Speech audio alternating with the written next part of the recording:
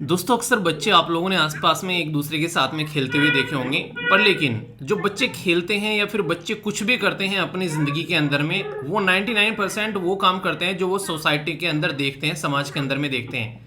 यहाँ पर ये एक ऐसी वीडियो है जो दुनिया भर में बहुत ज़्यादा वायरल हुई और ये वीडियो चाइना की है।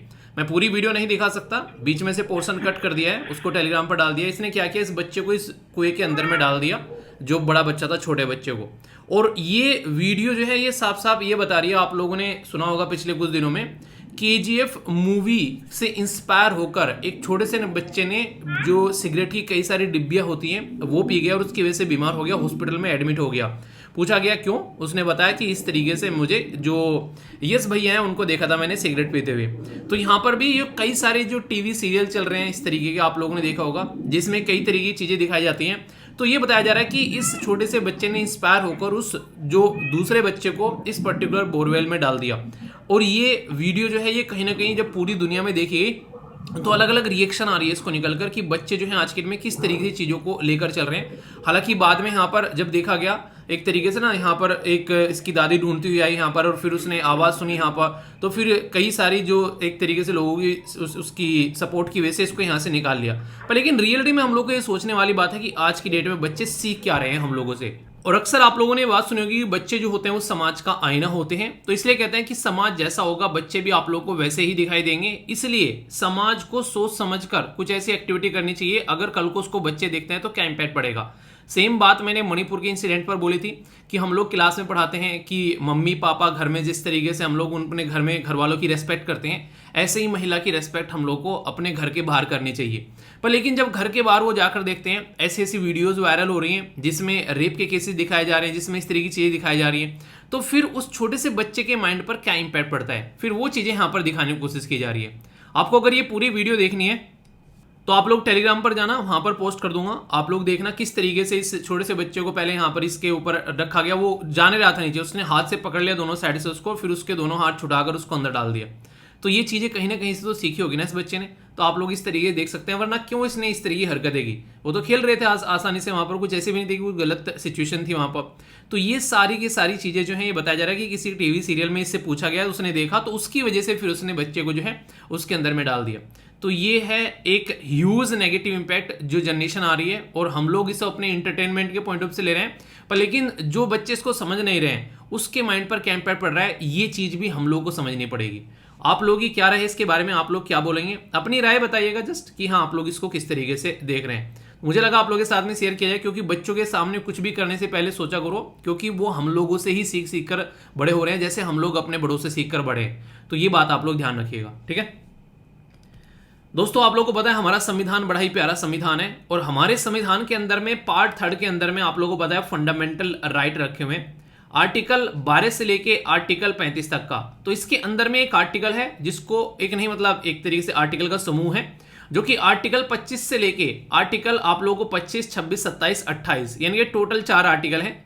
और ये 4 आर्टिकल हम लोग को अधिकार देते हैं राइट टू रिलीजन, यानी कि एक तरीके से हम लोग अपना रिलीजन जो है वो खुद फॉलो कर सकते हैं, उसमें कोई भी इंटरफेयर नहीं डालेगा, ये फ्रीडम है हमारे पास में। तो right to freedom of religion यानी कि हम लोग अपना रिलीजन अपने हिसाब से फॉलो कर सकते हैं। और हमारा देश जो है वो सेक्युलर है, ये आप लोगों ने प्रीएम्बल प्रस्तावना के अंदर में पढ़ा है कि इसको हमारे देश के अंदर में एक संविधान में संशोधन करके ऐड किया गया था। ये संविधान संशोधन कौन सा था ये बताना है, हजारों बार इसको पढ़ा चुका हूं, और ओनली एक बार अब तक प्रीएम्बल में अमेंडमेंट हुआ है, और उसमें 3 शब्द ऐड किए गए थे, वो तीनों शब्द आप लोगों को लिखने हैं। इसका बहुत ही प्यारा सा उदाहरण सेक्युलरिज्म, जिसको आप लोग धर्मनिरपेक्षता बोलते हैं, ये केरला से अभी निकलकर यहां पर आया। केरला के अंदर में ये पिक्चर जो है आज ही के द हिंदू न्यूज़पेपर की है, इसके साथ में एक आर्टिकल भी है। तो बड़े ही प्यार से एक कम्युनल हार्मनी दिखा रहे हैं कि हिंदू और मुस्लिम कैसे मिलकर साथ में रह सकते हैं एक दूसरे के साथ में। तो इस तरह का ये सिस्टम क्रिएट किया गया, एक साइड में मस्जिद और मंदिर का एक स्ट्रक्चर यहाँ पर तैयार किया गया। इसमें दान पेटी भी आप लोगों को यहाँ पर देखने को मिलेगी। तो सबसे बड़ी बात क्या है यहाँ पर, सबसे बड़ी बात यहाँ पर यह है कि अगर हम लोग चाहें एक दूसरे के साथ में मिलकर रहना, तो ये हमारी रेस्पॉन्सिबिलिटी है, हम लोग आसानी से रह सकते हैं। ये पूरा का पूरा स्ट्रक्चर जो है यहाँ पर तैयार किया जा रहा है सेक्युलर कैरेक्टर पर, और इसके लिए सारा का सारा जो पैसा इकट्ठा किया जा रहा है वो पब्लिक मनी से ली जा रही है, यानी कि एक तरीका डोनेशन लिया जा रहा है इस तरीके की चीज को क्रिएट करने के लिए। अब लोग खुद सोचा इंसान एक ही तरीके से पैदा होते हैं, और आप लोग देखो मरने के बाद में पता नहीं कहाँ जाते हैं, सब एक ही जगह जाते होंगे। मुझे तो नहीं लगता कि ये हिंदू जो हैं वो एक डायरेक्शन में जाएंगे, मुस्लिम जो है दूसरे में जाएंगे, ईसाई जो है कहीं और जाएंगे। ठीक है, ऐसा किसी को लगता है कि हिंदू के रहने की जगह ऊपर अलग होगी और मुस्लिम के रहने की जगह किसी को अलग होगी? धरती पर भी एक ही साथ रहते हैं और जाने के बाद भी जहां भी रहते होंगे एक ही साथ रहते होंगे, जहां तक मुझे लगता है। बाकी कभी जाएंगे ऊपर तो बताएंगे वहां से। ठीक है, लाइव टेलीकास्ट करेंगे कि देखो ये है, यहाँ पर सब एक जैसे मिलजुल कर रह रहे हैं, पार्टी कर रहे हैं। पर लेकिन जब धरती पर बात आती है तो कुछ लोग जो होते हैं उस चीज को डिवाइड करने की कोशिश करते हैं। पर लेकिन केरला ने इस चीज से ऊपर उठकर एक बड़ा ही शानदार सा आप लोग बोल सकते हैं कि ऐसा उदाहरण दिया है जो कि आज की डेट में भी समाज को कैसे मिलकर हम लोग एक दूसरे के साथ में रह सकते हैं, ये बातें यहाँ पर बोली गई है। ठीक है, ये इलावर मुकझी, ये पर्टिकुलर एक रीजन है यहाँ पर, एक विलेज जहां पर ये आप लोगों को देखने को मिलेगा। ये बेसिकली तो यहाँ पर विलेज है कहां पर, ये कोलम के अंदर में। तो यहां पर ये कम्युनल हार्मनी का केस सामने निकल कर आया। तो अगर कल को आप लोगों को कुछ लिखने के लिए आ जाए तो आप लोग इसको बड़े ही प्यार से मेंशन कर सकते हैं। और ऐसे ऐसे उदाहरण जब आप लोग मेंशन करते हो ना तो भाई साहब ये नेक्स्ट लेवल का इंपैक्ट डालते हैं आप लोगों के आंसर पर, ये आप लोग जरूर याद रखिएगा। और इस तरीके के क्वेश्चन को आप लोग अटेम्प्ट करिए अच्छे से, क्योंकि आप लोगों को जब पता चले नहीं कहीं इस तरीके डायरेक्ट भी क्वेश्चन बन जाता है कहां पर ये कम्युनल हार्मनी का ऐसा एग्जाम्पल देखने को मिला, तो ये बड़ा ही प्यारा है यहाँ पर। और इसी के साथ में जो ये वर्शिप है यहाँ पर इस तरीके से जब मिलकर यहाँ पर काम किया जा रहा है, इसको यहाँ पर माथो सौहार्दा कौदम के नाम से पुकारा गया है। इसका मतलब यह है हार्मनी गेटवे। तो अगर आप लोगों से पूछे कि ये किस जगह पर है, क्या क्या यहाँ पर चीजें रखी जा रही है, आप लोग खुद सोचो नाम क्या रखा है, कितना प्यारा, हार्मनी गेटवे के नाम से इसको बेसिकली यहाँ पर रखा गया है। तो ये एक तरीके से समाज को एकजुट करने का एक ब्रदरहुड, म्यूचुअल अंडरस्टैंडिंग, एक दूसरे के साथ में बॉन्ड, ये सारी चीजें यहाँ पर आप लोगों को दिखाता हुआ नजर आ रहा है। तो ये अपने ही आप में एक अप्रिशिएट करने वाली बात है यहाँ पर। तो ये बातें आप लोग याद रखिएगा। बाकी जब ऐसी कोई भी चीज नजर आती है तो उससे रिलेटेड हमारे संविधान में क्या क्या प्रोविजन है ये भी आप लोग याद रख सकते हैं। तो ये है रियल, अगर सेक्युलर कैरेक्टर आप लोग देखो इसको कहते हैं रियल सेक्युलर कैरेक्टर। तो कैसी लगी ये न्यूज आप लोगों को? मुझे पर्सनली बहुत ही अच्छी लगी सुनकर जब मैंने देखा। सोचो तो सही, हम लोग खुद सोचो अगर ऐसा हो जहां जहां पर मान लीजिए, अगर ढंग से देखो इसको, अदरवाइज मत लीजिएगा, सोचो जहां जहां मंदिर है वहां वहां मस्जिद, मतलब जहां पर मंदिर है, मस्जिद, गुरुद्वारा, सारी चीजें अगर एक जगह रहे एक पर्टिकुलर कॉम्प्लेक्स के अंदर में। जैसे हम लोग कहाँ जाते हैं आज के डेट में, हम लोग मूवी थिएटर में जाते हैं, वहीं खाना खा लेते हैं, वहीं शॉपिंग कर लेते हैं, वहीं सारी चीजें। तो सोचो कोई बहुत बड़े से कॉम्प्लेक्स बनाया जाए पूरे देश के अंदर में, और एक साइड में वहीं पर मंदिर, एक साइड में मस्जिद, गुरुद्वारा, सारे धर्म के लोग वहीं पर ही आकर मिले हफ्ते में एक बार या फिर महीने में एक बार। तो मतलब सोचो एक मिनट के लिए, कभी भी लोग जो है यार, आप लोग जो इंसान है ना जो सुबह को काम पर निकल जाता है, शाम को आता है, वो कभी नहीं सोचता कि क्या रिलीजन क्या चल रहा है। वो हमेशा अपनी लाइफ में इतना बिजी रहता है। पर लेकिन जब भड़काया जाता है समाज में कुछ ऐसे तत्वों के द्वारा, तब जाकर समाज में ऐसी हरकतें होनी स्टार्ट होती है। वरना सोचो एक इंसान जो है वो अपनी बच्चों को पालेगा, बीवी, घर परिवार, माँ बाप, उनके ऊपर ध्यान देगा, फिर ये देखेगा रिलीजन के नाम पर तलवार लेकर बाहर निकलना है। तो कभी भी एक कॉमन इंसान जो है वो इस हद तक पार नहीं जाता है, क्योंकि उसको पता है कि उसका परिवार उसके ऊपर डिपेंडेंट रहता है। ये अलग ही तरीके के तत्व रहते हैं सोसाइटी में जो ऐसी हरकतें करते हुए नॉर्मली नजर आते हैं कि रिलीजन के नाम पर लोगों को लड़ाते हैं। ये काफी अच्छा उदाहरण है, इसको आप लोग मेंशन कर लेना अपने नोट्स में कहीं पर भी, जहां पर भी सेक्युलरिज्म के बारे में कुछ लिखने के लिए आ जाए तो ये बहुत ही प्यारा सा उदाहरण आप लोग दोगे तो आप लोगों का आंसर बड़ा ही प्यारा हो जाएगा। ठीक है, और जब कोई आंसर लिख रहे हो तो उसको मेंशन कैसे करना है, तो आप लोगों को याद होगा, जैसे आप लोगों को यहाँ पर एक क्वेश्चन दिया था लिखने के लिए, ये सेल्फ हेल्प ग्रुप के बारे में। ठीक है, तो सेल्फ हेल्प ग्रुप के बारे में बड़ा ही प्यारा सा क्वेश्चन दिया था ये आप लोगों को 25 जुलाई को। बहुत सारे बच्चों ने आंसर भी दिए, यहाँ पर आप लोग देख सकते हैं। इसमें आप लोग अगर नीचे जाओगे ना यहाँ पर, तो कैसे देखें यहाँ पर कि सक्सेसफुल एग्जाम्पल क्या है सेल्फ हेल्प ग्रुप के। तो यहाँ पर ये आप लोगों के सामने है, ये आप लोगों के सामने जो एग्जाम्पल दे रखे हैं ये 3, केरला का हो गया एक, यहाँ पर फिर इसी तरीके तमिलनाडु का हो गया, आंध्र प्रदेश का हो गया। तो ऐसे एग्जाम्पल आप लोग यहाँ पर दे सकते हैं इसको आसानी से। ठीक है, तो ये यहाँ पर आप लोग देखिए, तो इस तरीके से जब आप लोग मेंशन कर देंगे इसको, तो उसमें आंसर में आप लोग की क्वालिटी यहाँ पर इंक्रीज होती हुई नजर आएगी। तो ये मैं यहाँ पर बेसिकली मेंशन कर रहा हूँ जो यूपीएससी या फिर स्टेट पीएससी की तैयारी कर रहे हैं, ये मेनली उनके लिए हैं। वो डायरेक्ट भी अगर क्वेश्चन पूछ रहे हैं तो वो भी आप लोग यहाँ पर मेंशन कर सकते हैं। ठीक है, तो ये बेसिक इन्फॉर्मेशन थी, तो कोई भी डाउट इसको लेकर नहीं होना चाहिए। तो जो मॉडल आंसर रहता है उसको आप लोग बाद में बेसिकली उसको थोड़ा सा यूज किया करो, पहले एक बार आप लोग खुद से ट्राई कर लिया करो लिखने के लिए। ठीक है, एक और छोटी सी न्यूज, ये भी एक तरीके से अवेयरनेस की न्यूज बोल सकते हैं, और इसको भी आप लोग यूज कर सकते हैं। खासकर जब अवेयरनेस के बारे में बात आती है, वुमेन इंपावरमेंट के बारे में बात आती है, बहुत सारे लोग जो हैं आज की डेट में, खासकर आप लोग देखो पुलिस का नाम आते ही लोग डरते हैं। रीजन क्या है? उनको ये पता है कि अगर पता चले कि पुलिस जो है वो हमारे लिए रखी गई है, वो हमारी हेल्प करने के लिए रखी गई है, पर ऐसा होता नहीं है। अभी एक ऐसा उदाहरण निकल कर आया जिसने दिमाग खराब कर दिया। ये एग्जैक्टली मुझे लोकेशन याद नहीं आ रही है, मैं न्यूज पढ़ रहा था तो सामने आई निकल कर। एक इंसान जो है बिहार की, आई थिंक बिहार की है, एक इंसान जो है वो अपनी मोटर बाइक पर जा रहा था, इनकी अपनी मोटरसाइकिल पर जा रहा था, तो उसके पास में हेलमेट नहीं था। पुलिस वाले ने रोकने की कोशिश की तो वो क्रॉस कर उसको चला गया वहां से।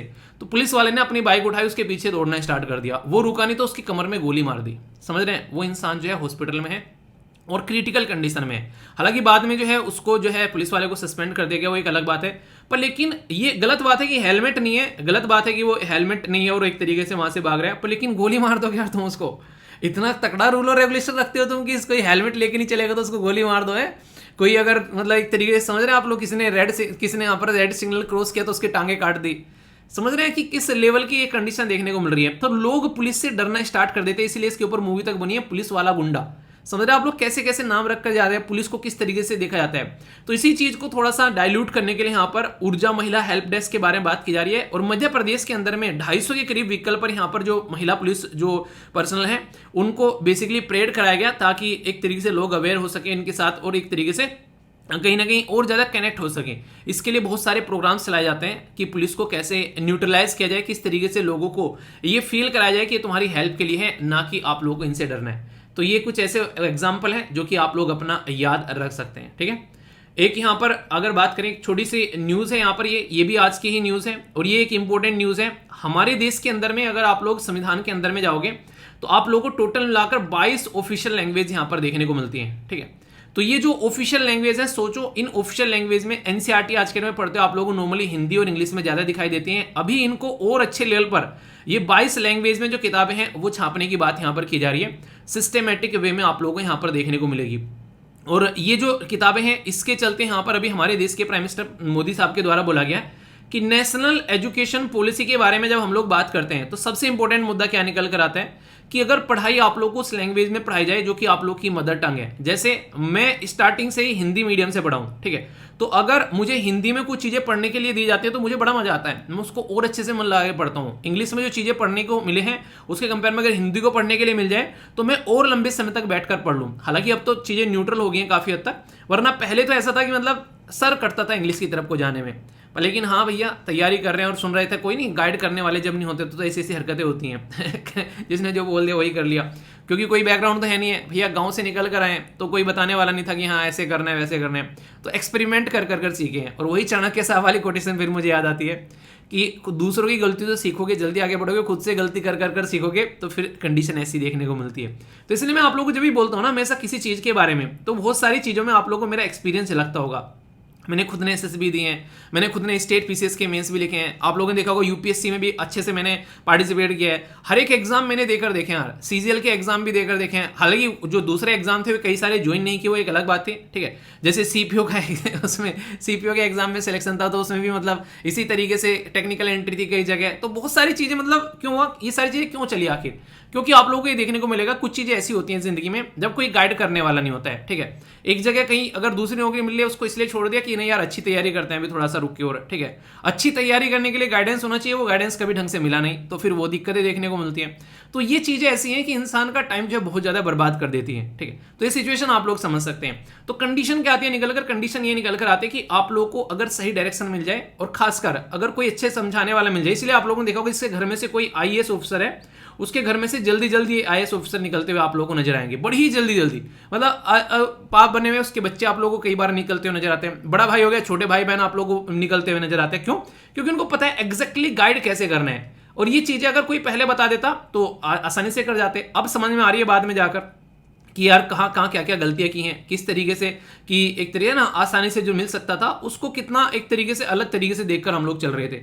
इसलिए मैं आप लोगों को कहता हूं हमेशा, उन्हें कहते हैं कि चिड़िया की आंख पर आप लोगों को तीर मारना है, और वो क्या है, वो जो आप लोगों को बताता हूं जो आप लोग इग्नोर कर देते हो। थोड़ी सी चीजें करनी है यार। पिछले कुछ टाइम में इतने सारे लोगों से बातें कर चुका हूं जिनके सिलेक्शन हो चुके हैं, वो मतलब कुछ नहीं कर रहे हैं यार एक्स्ट्रा, बस यही चीजें कर रहे हैं जो हम लोग कर रहे हैं, बस थोड़ा सा सिस्टमेटिक वे में कर रहे हैं, ठीक है। तो उसको थोड़ा सा अगर आप लोग इंप्रूव कर लो, जैसे डेली अगर आप लोग को बात की जाए स्टार्टिंग में एटलीस्ट एक आंसर आप लोग लिखना स्टार्ट करो। At the end of the day होना क्या है, प्रीलिम्स क्लियर होते तुरंत आप लोगों की कॉपी ही आप लोगों का चेहरा बन जाएगी एग्जामिनर के सामने, और वहीं से आप लोगों का सिलेक्शन निकल कर आएगा। पर मैं आप लोगों को गारंटी देता हूं 99% जो लोग प्रिपरेशन कर रहे हैं ना वो आंसर राइटिंग करते ही नहीं है। मैं नाम लेने में भी नहीं डरूंगा, मैं आप लोगों को बता दूं, अभी मैंने आप लोगों को मेल भी दिखाया था, जो बड़े बड़े इंस्टीट्यूट है ना, जैसे आपको लोगों के सामने मैंने नाम भी बेसिकली बताया था, उन्होंने मेल किया, उनकी जो फीस थी वो थी यहाँ पर 1,70,000, ठीक है, 1,70,000 फीस थी उनकी, और उसमें एक भी दिन क्लास में जो है वो आंसर राइटिंग नहीं कराई गई है। समझ रहे आप लोग, यहाँ पर एक भी दिन एक भी आंसर नहीं लिखवाया गया। और जब मैंने भी इस तरीके से, जब मैंने कहीं पर इस तरीके से क्लासेस ली थी, वहां पर मुझे पता ही नहीं था कि आंसर राइटिंग जैसी कोई चीज भी होती है क्या। तो आप लोग खुद सोचो कहां से सिलेक्शन होगा। प्रीलिम्स क्लियर हो जा रहा है, क्या दिक्कत है, प्रीलिम्स तो क्लियर कर लिया, क्या कर लिया प्रीलिम्स क्लियर करके, आंसर राइटिंग फिर जद्दोजहद करके आप लोगों को करनी पड़ती है। तो इसलिए जो आप लोगों को बताता हूं ना, आंसर राइटिंग करने के लिए आप लोग उसको अभी से लेकर चलो। मैं नहीं कह रहा जिसने पढ़ाई आज से स्टार्ट किया वो आज से ही कर रहे थे, नहीं, थोड़ा सा टाइम लो आप लोग, पहले एटलीस्ट 2-3 महीने तक अपना बेस बना लो, उसके बाद में आप लोग आंसर राइटिंग करना एटलीस्ट स्टार्ट करो ढंग से, ठीक है। और एक एक क्वेश्चन तो लिख ही सकते हो यार आप लोग। अगर क्वेश्चन नहीं लिखे तो अपने बारे में लिखो, एटलीस्ट पूरे दिन में क्या पढ़ा, क्या चीज है उसको रिकॉल करो, पर लिखो जरूर, चाहे कुछ भी लिखना हो आप लोगों को, बैठ के गाने लिखना है पर लिखो जरूर, लिखने की आदत डेवलप करो अपने अंदर, फिर देखो उसका इंपैक्ट कितना अच्छा निकल कर आता है। तो इसलिए मैंने आप लोगों को, कई सारे बच्चे बोले सर क्या करें इसका, तो इसीलिए यहाँ पर आप लोगों को पहले मैंने जो यहाँ पर ये देने स्टार्ट किया, इसका बेसिक पर्पज ये है ताकि एटलीस्ट बैठकर आप लोगों को ये तो रहे कि हाँ कुछ है हमारे पास में लिखने के लिए, तो इसको देखकर लिखो आप लोग, तो चीजें आप लोग अच्छे से कर पाओगे। तो ये बात आप लोग हमेशा ध्यान रखना। और बाकी ये जो चीजें हैं, कई सारे बच्चे बोले पीडीएफ सर वहीं से ही मिलती है, पीडीएफ आप लोगों को यहाँ से मिल जाती है जो आप लोगों का टेलीग्राम है। ऐसा नहीं कि एप्लीकेशन पर ही जाकर सारी चीजें होंगी, जिसको लग रहा है एप्लीकेशन पर नहीं जाना है उसके लिए कोई टेंशन नहीं है, आप लोग टेलीग्राम पर रहिए, टेलीग्राम पर भी आप लोगों को यहाँ पर पीडीएफ मिल जाती है, आसानी से डाउनलोड कर सकते हैं सारी चीजें। यहाँ पर भी अगर पिन में कमेंट में जाकर देखोगे, ये देखो सारी मंथली करंट अफेयर की सारी पीडीएफ आप लोगों को सब कुछ यहाँ पर ही मिल जाता है। बस आप लोगों को देखना है कि आप लोगों को जहां से कंफर्टेबल लग रहा है आप लोग अपने हिसाब से चीजों को लेकर चल सकते हैं, ठीक है। तो ये बातें हैं, तो कुछ आई होप कि आप लोगों के माइंड में क्लैरिटी आई होगी। तो आज 30 तारीख है, आज एक छोटी सी बात मैं आप लोगों को बता दूं जो फिर दिमाग से निकल जाएगी, और इसके लिए बेसिकली जरूरी भी है बताना। वो क्या है इंपॉर्टेंट बात, वो इंपॉर्टेंट बात है कि 9:30 से लेकर 11:30 तक आज आप लोगों का टेस्ट होने वाला है, ठीक है। टेस्ट जो होगा वो आप लोगों का बेसिकली प्रीलिम्स के पॉइंट ऑफ से जो टेस्ट स्टार्ट हो रहे हैं उसका आज आप लोग फर्स्ट टेस्ट आप लोग देखोगे 9:30 बजे, ठीक है। Point number 1। पॉइंट नंबर 2, जो रेगुलर आप लोगों का वीकली टेस्ट होता है, वीकली टेस्ट आप लोगों का रहेगा 5 बजे, जो कि करंट अफेयर का रहता है 5 से लेकर 6 बजे तक। इसमें आप लोगों के 50 क्वेश्चन रहते हैं 100 नंबर के, ठीक है। तो ये सब जिसको अटेम्प्ट करना है इसको अटेम्प्ट जरूर करा करो, अपना स्कोर देखा करो कि आप लोगों का स्कोर कैसा है। बाकी जो क्लासेस ले रहे हैं यहाँ पर एप्लीकेशन के ऊपर, वो पूरे जो भी पढ़ते हैं पूरे वीक में और अब तक उन्होंने जो पढ़ाई की है उसके लिए अलग से टेस्ट होगा, यानी कि ये तो बोनस ही है, वो अलग से टेस्ट हुआ करेगा। और वो टेस्ट जो रखा करेंगे, वो टेस्ट बेसिकली मैं सोच रहा था पहले संडे में रखा करेंगे, पर लेकिन संडे में आप लोग का एक तो ये टेस्ट हो जाया करेगा, फिर ऑल्टरनेट संडे पे आप लोगों का सीसेट टेस्ट भी हुआ करेगा। तो इसलिए यहां पर मुझे लग रहा है कि जो ये वाला टेस्ट है आप लोगों का, ये सैटरडे में रख लिया करेंगे, ठीक है। ये टेस्ट अगर आप लोगों का सैटरडे में रख लिया जाए तो कैसा रहेगा आप लोग बताएगा। यहां पर अब की बार तो संडे में रख देते हैं, फिर मैं आप लोगों की व्यू लेना चाह रहा हूं, फिर उसी हिसाब से इसको चेंज कर लेंगे, ठीक है। क्योंकि पूरी वीक में आप लोगों ने क्लास में जो भी डिस्कस किया, टीचर ने जो भी पढ़ाया, वो तो टेस्ट सीरीज बेसिकली आप लोगों को उसका भी टेस्ट होना चाहिए। वैसे तो क्लास में क्वेश्चन भी आप लोगों के होते हैं, जो प्रैक्टिस होती है वो एक अलग चीज होगी, पर अलग से भी आप लोगों के लिए टेस्ट हुआ करेगा। और यहां पर ये वाला जो टेस्ट है ये तो बिल्कुल अलग रहेगा, तो इंडिपेंडेंट रहेगा क्लास से, इसका क्लास से कोई रिलेशन नहीं रहेगा। ये आप लोगों के लिए ऐसा है कि कुछ नया सिखाने के लिए आप लोगों को कंप्लीटली, और एग्जाम के पॉइंट ऑफ से प्रैक्टिस कराने के लिए, क्लास का रिवीजन करने के लिए अलग से क्लास टेस्ट हुआ करेगा आप लोगों का बेसिकली वीक में। ये इसमें भी आप लोग लगभग 50 क्वेश्चन रह करेंगे पर वीक, जो कि आप लोग की एक अच्छी प्रैक्टिस कराएंगे, क्या पढ़ा है आप लोगों ने उसका रिवीजन कराएंगे, ठीक है। तो ये कुछ बातें थी जो मुझे बतानी थी। और आज और कल जो है वो लास्ट डेट है आप लोगों का PSIR और ये सारे जो भी कूपन कोड आप लोग के लग रहे हैं उनको यूज करने का, जैसे मैंने बताया था। तो जिसको भी जो भी एडमिशन आपने लेने हो तो उनको देख लेना, क्योंकि फिर जब क्लास स्टार्ट होंगी तो मैं चाह रहा हूं कि जिसको ज्वाइन करना है वो स्टार्टिंग से ही लेकर चले, ठीक है। और डेमो लेक्चर देखकर ही क्लास ज्वाइन करना, चाहे आप लोग यहाँ पर कोई भी क्लासेस क्यों ना ज्वाइन करें, आप लोगों से रिक्वेस्ट है कि डेमो लेक्चर देखे बिना प्लीज ज्वाइन न करें। ऐसा बोलने का रीजन क्या है, ऐसा बोलने का रीजन सीधे सीधे है कि डेमो लेक्चर अगर आप लोग एक बार देख लोगे यहाँ पर जाकर, तो आप लोगों को जिस भी उसमें आप लोगों को मान लीजिए जाना है, ठीक है। जैसे PSIR में अगर आप लोग जाओगे तो यहाँ पर आप लोग जाकर देखना, डेमो लेक्चर आप लोगों को देखने को मिलेंगे, ठीक है। तो इनको देखने के बाद में आप लोगों को पता चलेगा कि जो टीचर है वो किस तरीके से यहाँ पर पढ़ा रहे हैं। आप लोग इसको जाकर देखोगे, किसी भी आप लोग उसमें यहाँ पर इसको कर सकते हैं, जैसे यहाँ पर जिस भी उसमें आप लोग कर रहे हैं, किस क्वालिटी में आप लोग यहाँ पर चलाना है, और फिर यहाँ पर देखना कि आप लोगों को पता चलेगा किस तरीके से जो है बेसिकली पढ़ाया जा रहा है। ये आप लोग यहाँ पर देखते हैं PSIR का लेक्चर हो गया आप लोगों का। सेम इसी पैटर्न में आप लोगों को, अगर आप लोगों से बात की जाए तो आप लोग यहाँ पर सोशियोलॉजी के अंदर में जा सकते हैं, ठीक है। सोशियोलॉजी के लेक्चर देखें यहाँ पर आप लोगों को, यहाँ पर भी आप लोगों को नीचे डेमो मिल जाएंगे, इसमें लेक्चर ही प्रोवाइड कराएंगे, जैसे किस तरीके की चीजें आप लोगों को लेकर चलनी है। तो इनको खोलकर देखोगे तो यहाँ पे आप लोगों को चीजें मिल जाएंगी, ठीक है। किस तरीके से क्या क्या फायदा, तो सारी चीजें हैं यहाँ पर, सब चीजों के बारे में आप लोग यहाँ पर जाकर देखते हैं। ये सारी चीजें आप लोगों को वेबसाइट पर मिलेगी और एप्लीकेशन पर तो ही है। एप्लीकेशन में जब आप लोग जाओगे तो वहां पर भी आप लोग इनको देख सकते हैं, ठीक है। तो ये सीरियस जो भी है उनको थोड़ा सा ये इसलिए बताया ताकि अपनी स्टडी को स्टार्टिंग से सिस्टमेटिक वे में लेकर चल सको। और एनसीईआरटी वगैरह जैसे कई सारे बच्चे बोल रहे हैं, उसके लिए आप थोड़ा सा टाइम तो देखो, उसमें ना टाइम लगता है थोड़ा सा, जल्दी आप लोगों को सारी चीज़ें जो हैं वो प्रोवाइड करा दी जाएंगी। ठीक है, तो ये थी बेसिक चीज़ें। आइए अब आगे बढ़ते हैं। ये एक ऐसा टॉपिक है जिसमें मैं अच्छा खासा टाइम लेने वाला हूं और बैकग्राउंड इन्फॉर्मेशन के साथ में डिस्कस करने वाला हूं। जीएस पेपर 1 और इसी के साथ में एंसेंट हिस्ट्री के साथ में आप लोग इसको कनेक्ट करके देख सकते हैं। करंट प्लस स्टैटिक का मिक्सचर आप लोगों को यहाँ पर देखने को मिलेगा, जिससे लंबे समय तक भी आप लोग इसको याद रख पाएंगे। रिसेंटली कोई एग्जाम देने जा रहे हैं, फिर आगे कोई एग्जाम दोगे तो वहां पर भी आप लोगों से क्वेश्चन पूछा जा सकता है।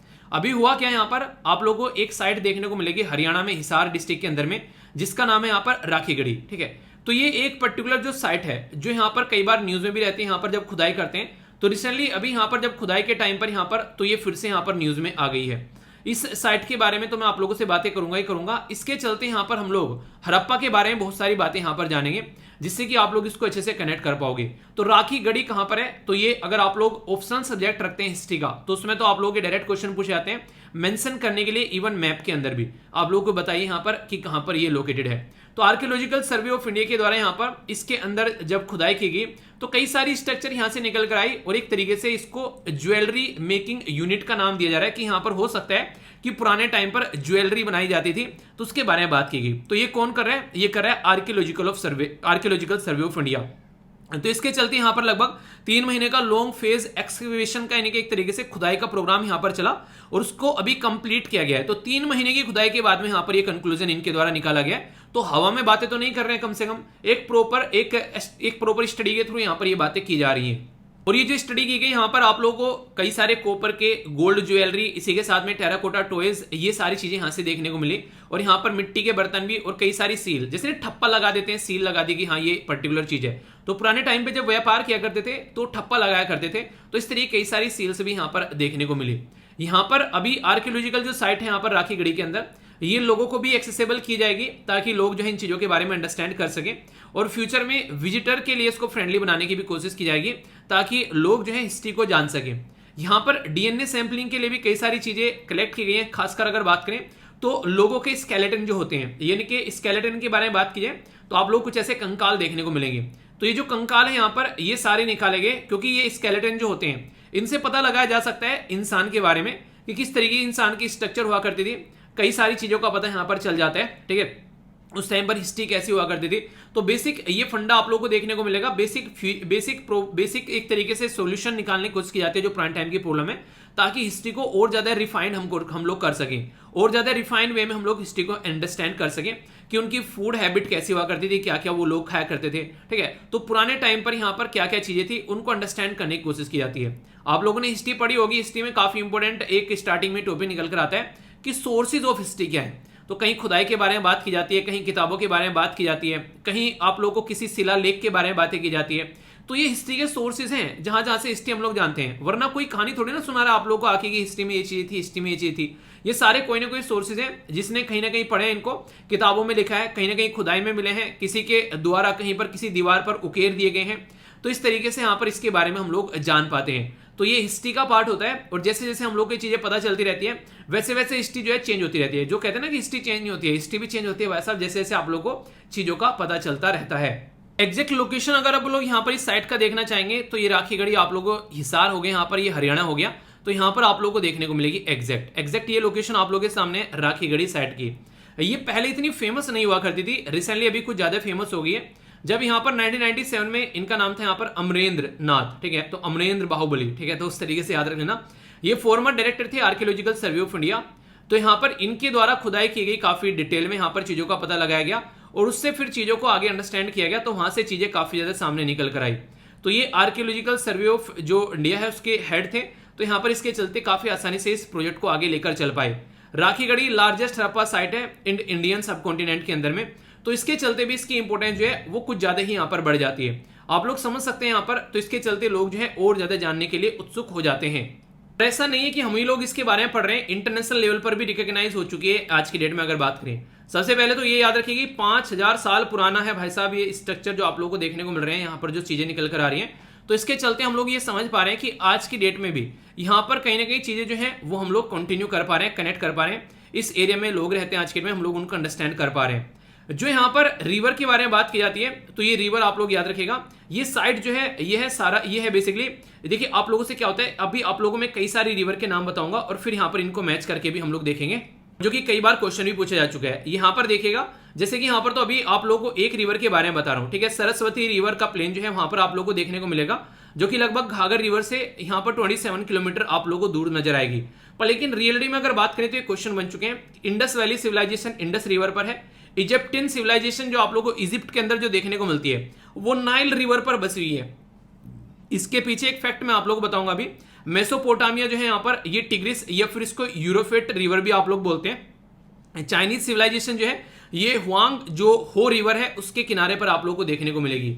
देखिए सिविलाइजेशन जो थी पुराने टाइम पर जब यहाँ पर लोग जाकर बसे थे वो किन एरिया में जाकर बसे थे, वहां जहां पर पानी होगा, क्योंकि पानी होगा तो अपनी डे बाय डे की जो जिंदगी है वो पूरा कर पाएंगे। अभी आप लोगों ने मोहनजोदारो नाम की मूवी देखी होगी ऋतिक रोशन की, अगर हाँ तो बताइए। उसमें आप लोगों ने देखा होगा कि वो नदी के किनारे बेसिकली रहा करते थे, ठीक है। उसके ऊपर बांध बनाया, वो सारी चीजें, और उसके बाद में गंगा के किनारे जाकर बसने लगे थे। तो ये सारी चीजें उसमें मूवी के अंदर दिखाई गई है। तो बेसिक पर्पज यहाँ पर ये होता था नदी के किनारे रहने का, कि उनकी सारी जो भी आवश्यकताएं हैं उनकी पूर्ति हम लोग कर पाते थे। मई 2012 में ग्लोबल हेरिटेज जो फंड है उसने डिक्लेयर किया कि राखी गढ़ी जो है one of the 10 most endangered heritage site है एशिया के अंदर। मतलब वो साइट जो कि खत्म होने की कगार पर पहुंच रही है। इसका क्या मतलब होता है? इसका मतलब ये होता है कि मान लो कहीं पर एक टूटी फूटी कोई स्ट्रक्चर है और वहां पर कोई इसका ध्यान नहीं रख रहा है, लोगों ने क्या किया, एक दो ईंट उठाकर ले गए, कोई और कुछ उस स्ट्रक्चर उठाकर ले गया, कोई कुछ ले गया, तो देखते ही देखते वहां पर कई सारी ऐसी स्ट्रक्चर जो है वो दिल्ली में से खत्म हो चुकी है। ये खुद यहाँ पर आर्कियोलॉजिकल सर्वे ऑफ इंडिया बोलता है कि यहाँ पर कोई ना कोई स्ट्रक्चर हुआ करती थी, वो खत्म हो चुकी है आज के डेट में। क्यों? क्योंकि उनको प्रोटेक्ट नहीं किया गया। तो प्रोटेक्शन भी काफी इंपॉर्टेंट हो जाता है, वरना चीजें जो है वो खत्म होती चली जाती है और हम लोग को पता भी नहीं चलता है। जब से यहाँ से खुदाई करना स्टार्ट किया आप लोग देखते हैं 1997 से, तो ये सारी चीजें यहाँ से मिल चुकी है। कहीं आप लोगों यहाँ पर माउंट्स यानी कि जो कई सारे ऊंचे ऊंचे टीले आप लोगों ने रेत के या फिर किसी चीज के स्तूप आप लोग बोल सकते हैं वो देखने को मिलेंगे। कई सारे डेट बैक यहाँ पर और भी बहुत सारी चीजें आप लोगों को देखने को मिलेंगे 6000 7000 साल पुरानी, ठीक है। ऐसे आप लोग समझ सकते हैं। कई सारी सील्स आप लोगों को देखने को मिलेगी जो कि उस टाइम पर यूज की जाती थी। इसी के साथ में यहाँ पर कई सारे मार्बल वगैरह आप लोगों को देखने को मिलते हैं, कई सारी पक्की ईंटें देखने को मिलती हैं, व्हील के काट, टॉयज, खिलौने वगैरह, ड्रेनेज यानी कि पानी का सिस्टम। तो इन सब चीजों के चलते हम लोग अंदाजा लगा पाते हैं कि भाई साहब ये है क्या, यानी कि हवा में किसी को नहीं पता है, लोगों ने इसके बारे में स्टडी की, पढ़ा, खोजा, तब जाकर हम लोग समझ पाते हैं कि आखिर रियलिटी में बैकग्राउंड क्या है। उसके बेस पर हम लोग चीजों को आगे कनेक्ट कर पाते हैं। कई सारे बच्चों के मन में ये कंफ्यूजन आता है कि इंडस वैली सिविलाइजेशन भी नाम सुना है हम लोगों ने, हड़प्पा सिविलाइजेशन भी नाम सुना है, आखिर दोनों में डिफरेंस क्या है यार, ये तो बता दो एक मिनट। इसमें डिफरेंस कोई ज्यादा बड़ी बात है नहीं। नॉर्मली क्या होता है आप लोगों ने देखा भी होगा कि जिसके बारे में हम लोग जानते हैं ना, घर में कोई बड़ा इंसान है वो फेमस है कि ये ना फुलाने के परिवार से आते हैं, ढिमकाने के परिवार से आते हैं, एक बाबा दादा का कोई ताऊजी का कोई नाम था तो उसके हिसाब से चीजें चलती रहती हैं, तो उसी के नाम पर चीजें आप लोग देखने को मिलते हैं। इंडस वैली सिविलाइजेशन भी ऐसे यहाँ पर चली। तो हड़प्पा सिविलाइजेशन इसका नाम इसलिए दिया गया क्योंकि जो फर्स्ट साइट थी जिसकी खुदाई की गई 1921 में यानी कि 1921 में, और ये क्वेश्चन कई बार पूछे जा चुके हैं। दयाराम साहनी जी थे जिनके द्वारा यहाँ पर खुदाई की गई थी 1921 में। तो इसके बारे में आप लोग यहाँ पर याद रख सकते हैं। ये बेसिकली सबसे पहली साइट थी जिसके चलते यहाँ पर इसके बारे में कई बार क्वेश्चन भी आप लोगों से बनता है, ठीक है। तो ये काफी इंपॉर्टेंट है यहाँ पर, जो कि याद रखिएगा। इसी के साथ में अगर बात करें, ये जो है सिविलाइजेशन, इसको ब्रोंज एज भी हम लोग बोलते हैं। ब्रोंज एज मतलब यानी कि तांबे वाली एज, क्योंकि यहाँ पर कॉपर प्लस स्टोन, इसीलिए इसको यहाँ पर बेसिकली चालकोलिथिक भी बोलते थे, क्योंकि Cu और प्लस स्टोन यानी कि पत्थर यहाँ पर देखने को मिलता था। तो ये देखने को मिलेगा। ब्रोंज सिविलाइजेशन इसको बेसिकली कॉपर की वजह से बोलते थे। तो ये इसके सारे नाम आप लोगों को देखने को मिलते हैं। इसमें भी अगर बात की जाए आप लोगों से, काफी इंपॉर्टेंट है जो कि आप लोग याद रखिएगा। इसको जब बात करते हैं IVC यानी कि इंडस वैली सिविलाइजेशन के बारे में, तो सुतकोंड्रा आप लोग यहाँ पर देखने को मिलेगी आज के डेट में, जो बलूचिस्तान पाकिस्तान के अंदर, ठीक है। तो उस साइड में आप लोग यहाँ पर नजर आएगा। इसी के साथ में जब बात करते हैं आलमगीर, तो यूपी में आप लोग को देखने को मिलेगी ईस्टर्न साइड में। इसी के साथ में दायमामाद महाराष्ट्र के अंदर देखने को मिलेगी साउथ में। मांडा ये जम्मू एंड कश्मीर में देखने को मिलेगी नॉर्थ में। आखिर मैं आप लोगों को ये कहानी क्यों सुना रहा हूं कि ये यहाँ पर है, ये यहाँ पर है, इसका बेसिक पर्पज क्या है बताने का। इसका बेसिक पर्पज यहाँ पर यह कि अगर पूछे आप लोगों से कि नॉर्थ में सबसे ऊपर आखिरी की कौन सी साइट है यहाँ पर इंडस वैली सिविलाइजेशन की, तो मांडा बोल देना आप लोग क्वेश्चन में, और वो है जम्मू एंड कश्मीर में। तो ये बताने की कोशिश कर रहा हूँ। ईस्ट में सबसे बड़ी साइट कौन सी यहाँ पर, सबसे ज्यादा ईस्ट में, तो ये आलमगीर यूपी के अंदर में। तो ये आप लोगों से कई बार पूछी जाती है, ठीक है। इसी के साथ में यहाँ पर सुतगेंद्रो के बारे में अगर बात करें यहाँ पर, तो ये आप लोगों को देखने को मिलेगा, ये है बलूचिस्तान यानी कि पाकिस्तान के अंदर में। और सेम बात आप लोगों को देखने को मिलेगी दायमाबाद। दायमाबाद आप लोगों को महाराष्ट्र के अंदर देखने को मिलेगा। तो ये ईस्ट वेस्ट नॉर्थ साउथ अगर आप लोग इसको ऐसे रखेंगे तो इससे कईयों बार क्वेश्चन बन चुके हैं इसको मैच करने के लिए, इसलिए मैंने आप लोगों को यहां पर इसके बारे में बताया। ठीक है, तो आप लोग अगर यहां पर इसको समझ पाते हैं तो कोई कंफ्यूजन आप लोगों को यहां पर देखने को नहीं मिलेगा। तो इसलिए बेसिक चीजें जो है आप लोगों के माइंड में इसको लेकर क्लियर होनी चाहिए। एक इंटरेस्टिंग चीज मैं आप लोगों को बताता हूं जहां से कईयों बार आप लोग ये क्वेश्चन पूछे जाते हैं, और इसको थोड़ा ध्यान से सुनिएगा। जब हम लोग बात करते हैं स्टोन एज के बारे में, तो यहां पर बेसिकली हम लोग बात करते हैं कई चीजों के बारे में आप लोगों को देखने को मिलेगा। एक को बोलते हैं हम लोग पैलियोलिथिक एज। तो पैलियोलिथिक जो एज होती है यहां पर, इसमें आप लोग को स्टोन का यूज देखने को मिलता है। स्टोन का यूज करते थे यहां पर एक तरीके से लोग, और फूड को गैदर किया करते थे इधर उधर घूम घाम कर, और इसी के साथ में यहां पर इसी टाइम पर जो यहां पर फायर यानी कि आग का इन्वेंशन किया गया। ठीक है, तो ये आप लोगों को देखने को मिलेगा पैलियोलिथिक एज के बारे में। इसके बाद में जब आप लोग आगे चलोगे थोड़ा सा, फिर आप लोगों को देखने को मिलेगा मीजोलिथिक एज। तो जो मीजोलिथिक एज हुआ करती थी उसमें हम लोग ट्रांजिशन के फेज में आए, यानी कि स्मॉल स्टोन यूज करने लगे। पहले बड़े बड़े पत्थर यूज करते थे, अब उन पत्थरों से हथियार बनाने लगे। ठीक है, और इसी के साथ में ट्रांजिशन फेज क्यों बोला गया इसको, क्योंकि पहले हंटर और गैदरर हुआ करते थे, अभी यहां पर फार्मिंग स्टार्ट कर दी, यानी कि खेतों में कुछ चीजों को उगाने लगे। और जब इंसान खेतों में चीजों को उगाना स्टार्ट कर देता है तो उसकी जिंदगी जो है स्टेबल हो जाती है, क्योंकि खेती एक जगह करेगा वहां पर, तो घुमक्कड़ वाली जिंदगी जो है वो यहां से खत्म होना स्टार्ट होने लगी। और जब यहां पर तीसरे फेज में आप लोग पहुंचेंगे जिसको बोलते हैं नियोलिथिक एज, तो यहां पर सबसे जो बड़ा आविष्कार हुआ वो था पहिए, यानी कि एक तरीके से यहां पर व्हील का आविष्कार, और इसकी वजह से दुनिया चेंज हो गई।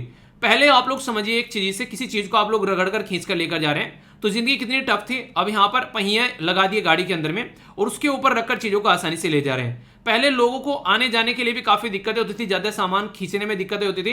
अब वो जिंदगी इतनी आसान हो गई जिसकी कुछ हद नहीं है। आप लोग सोच सकते हैं आज के दिन में ट्रेन, हवाई जहाज जो उड़ता है पहले पहिया पर दौड़ता है। ठीक है, गाड़ियां चलाते हैं आप लोग, स्कूटर चलाते हैं, बाइक चलाते हैं, कुछ भी चलाते हैं, इवन बैग भी कहीं लेकर जाते हैं ट्रॉली, तो आप लोग उसमें नीचे पहिया देखते हैं। तो ये सारे जो यहाँ पर इन्वेंशन हुआ था यहाँ पर ये आप लोग को देखने को मिलेगा नियोलिथिक एज में यहां से निकल कर आया। ठीक है, तो इसके चलते यहां पर आप लोग इसको याद रख सकते हैं। फिर आप लोगों को आगे देखने को मिलेगा, इसको बोलते हैं बेसिकली कैल्कोलिथिक एज।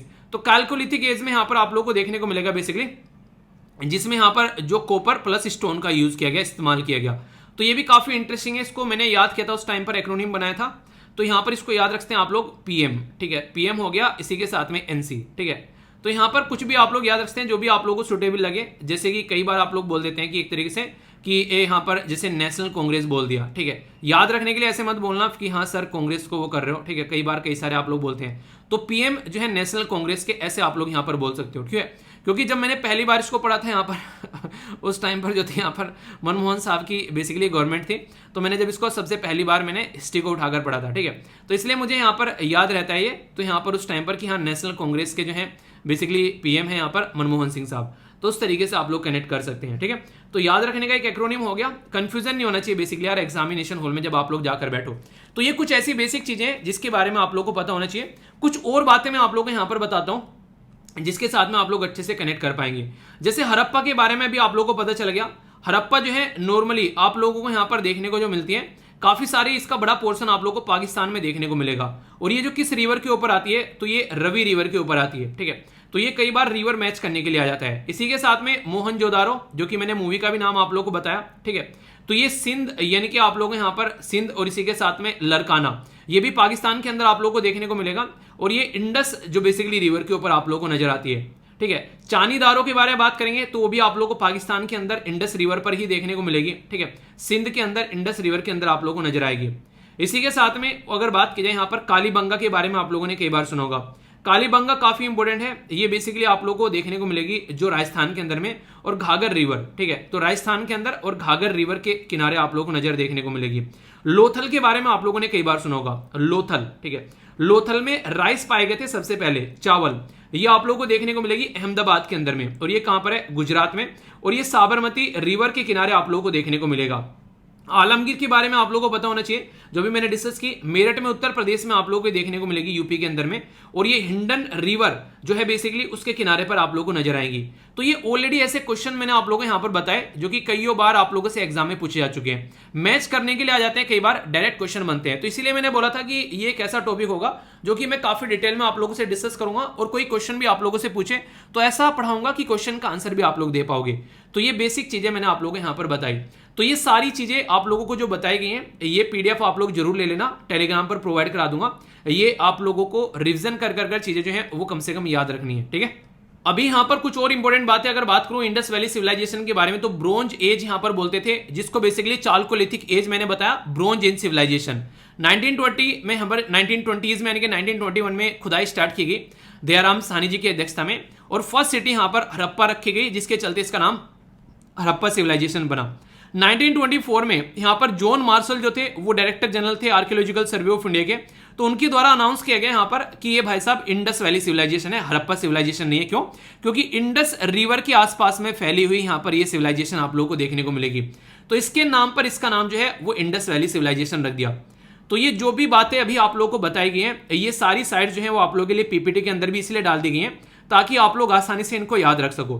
तो ये बेसिक क्वेश्चन आप लोगों से एग्जाम में बन जाते हैं, और इनको थोड़ा सा नजर रखना, क्योंकि क्वेश्चन एग्जाम में नहीं छूटना चाहिए। बेसिक पर्पज मेरा ये रहता है।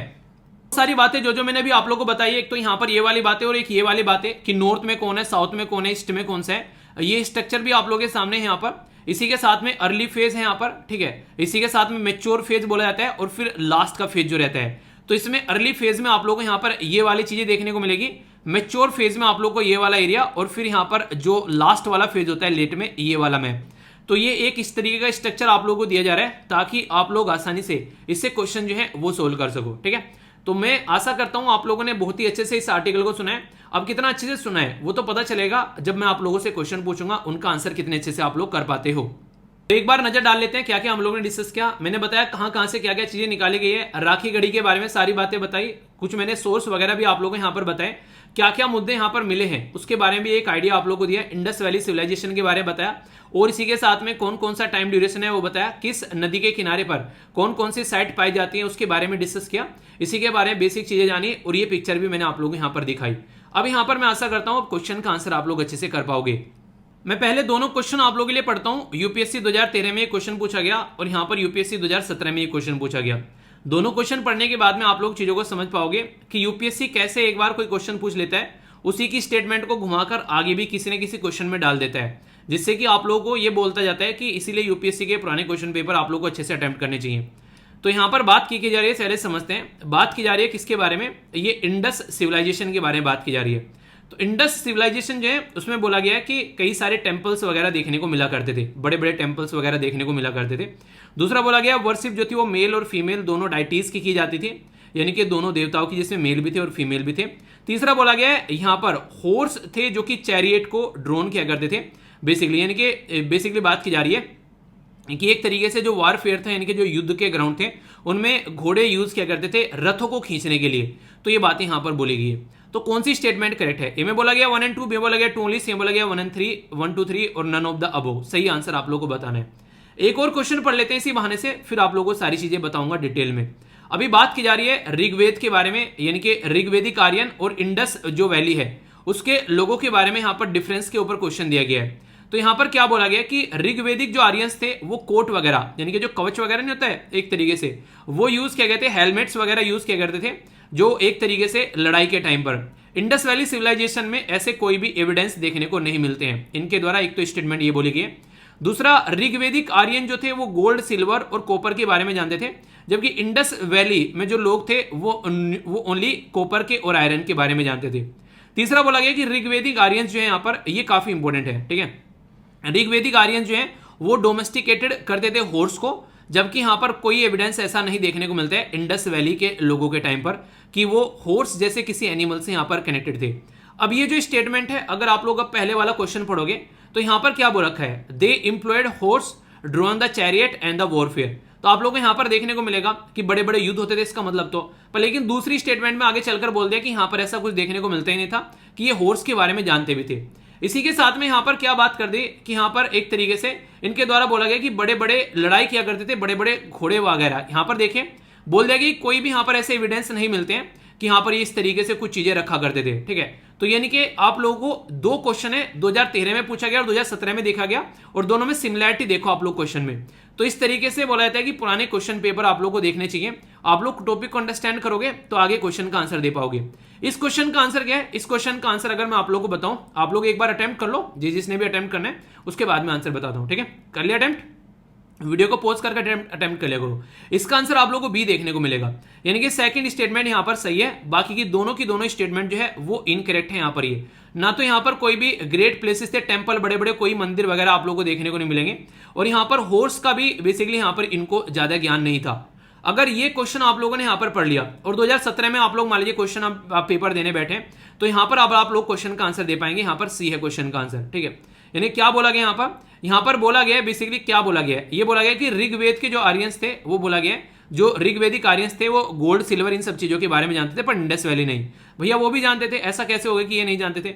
उनको भी कई सारी चीजों की नॉलेज थी, यहां पर ऐसा नहीं है कि यहां पर इन चीजों की नॉलेज नहीं थी। तो ये बातें यहां पर बोली जा रही है, ठीक है। तो ओनली कॉपर और आयरन के बारे में यहां पर बात की जा रही है, तो ये काफी इंटरेस्टिंग है। ये अलग से भी क्वेश्चन यहां पर पूछा जा चुका है एग्जाम के अंदर में। इनको बेसिकली आयरन के बारे में कोई, यानी कि लोहे के बारे में इनको कोई खबर नहीं थी। Gold, copper, silver, bronze, metal ये सारे जानते थे यहां पर, तो गोल्ड, कॉपर, सिल्वर ये सारी इनको पता थी, पर लेकिन लोहे की याद इनको नहीं था, और ये क्वेश्चन कई बार एग्जाम में पूछा जा चुका है, ठीक है। तो यहां से आप लोग देखते हैं, अभी मैंने बोला कि ये घोड़ों को डोमेस्टिकेटेड नहीं करते थे, उसके बारे में अवेयर नहीं थे यहां पर, नॉलेज ही नहीं थी यहां पर, तो सीधी सीधी स्टेटमेंट दे रखी है यहां पर। तो इस तरीके से पुराने क्वेश्चन पेपर अगर आप लोग देखोगे तो आने वाले टाइम में आप लोगों को कई सारे क्वेश्चन आप लोग सोल्व कर पाएंगे, पर लेकिन पुराने क्वेश्चन पेपर को ढंग से देखना पड़ेगा। यूपीएससी आप लोग के दिमाग से खेलती है, और आप लोग एक बार समझ गए तो फिर सारी चीजों का सोल्यूशन निकल जाएगा आगे समझ में। आई होप कि दोनों क्वेश्चन आप लोग पकड़ पाए होंगे अच्छे से, तो कोई भी डाउट आप लोग को नहीं होना चाहिए। अगर डाउट है तो बताना, उसको दूर किया जाएगा। ओके, देखो यार, चाय तो सब बना रहे हैं, पर लेकिन जो चाय मोदी जी ने बनाई है उसका टेस्ट ही शानदार था, पूरे देश को पीने में मजा आ गया, इसलिए वो प्राइम मिनिस्टर बन गए। ऐसी एक चाय बनाने वाले और आज के डेट में काफ़ी फेमस है, MBA चाय वाले, आप लोगों ने उनका नाम सुना होगा।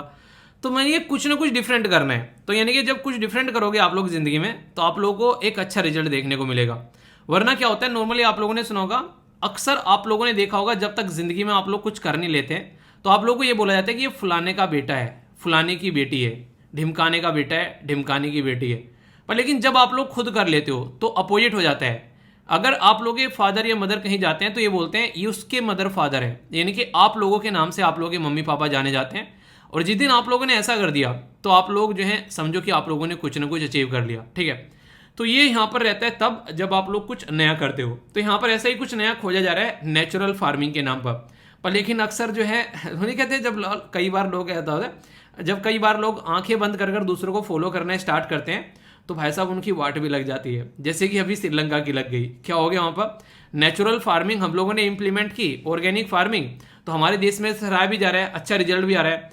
पर लेकिन सिचुएशन भी तो देखनी चाहिए ना कि हमारा देश कहाँ पर किस तरीके से चल रहा है। श्रीलंका ने उठाकर ऐसा कैसा कॉपी मार दिया, ठीक है। उन्होंने ये भी नहीं देखा कि तुम्हारी खस्ता हालत हो रखी है, तो उससे कंडीशन खराब होगी, ठीक है। तो यहाँ पर एक तरीके से आप लोग ये समझ सकते हैं कि अपने भी प्रोज एंड कॉन्स देखने चाहिए कि सामने वाला कर रहा है सही है, वो अच्छा रिजल्ट दे रहा है, ठीक है। पर लेकिन तुम्हारी कंट्री की खस्ता हालत हो रखी है, आप लोगों को समझना पड़ेगा कि पहले रिक्वायरमेंट क्या है किसानों की।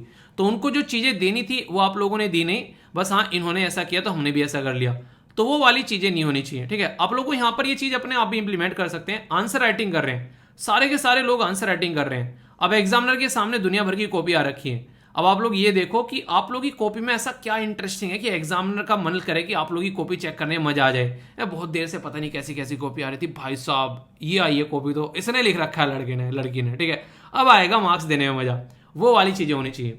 तो इसी तरीके से बात करें, यहाँ पर प्राइम मिनिस्टर मोदी साहब के द्वारा बोला गया कि नेचुरल फार्मिंग को अडेप्ट करो, यानी कि जो मदर अर्थ है वो एक तरीके से नेचुरल है, वो उसकी सोयल हम लोग को मिली हुई है, उसके अंदर एक प्रोडक्टिविटी है।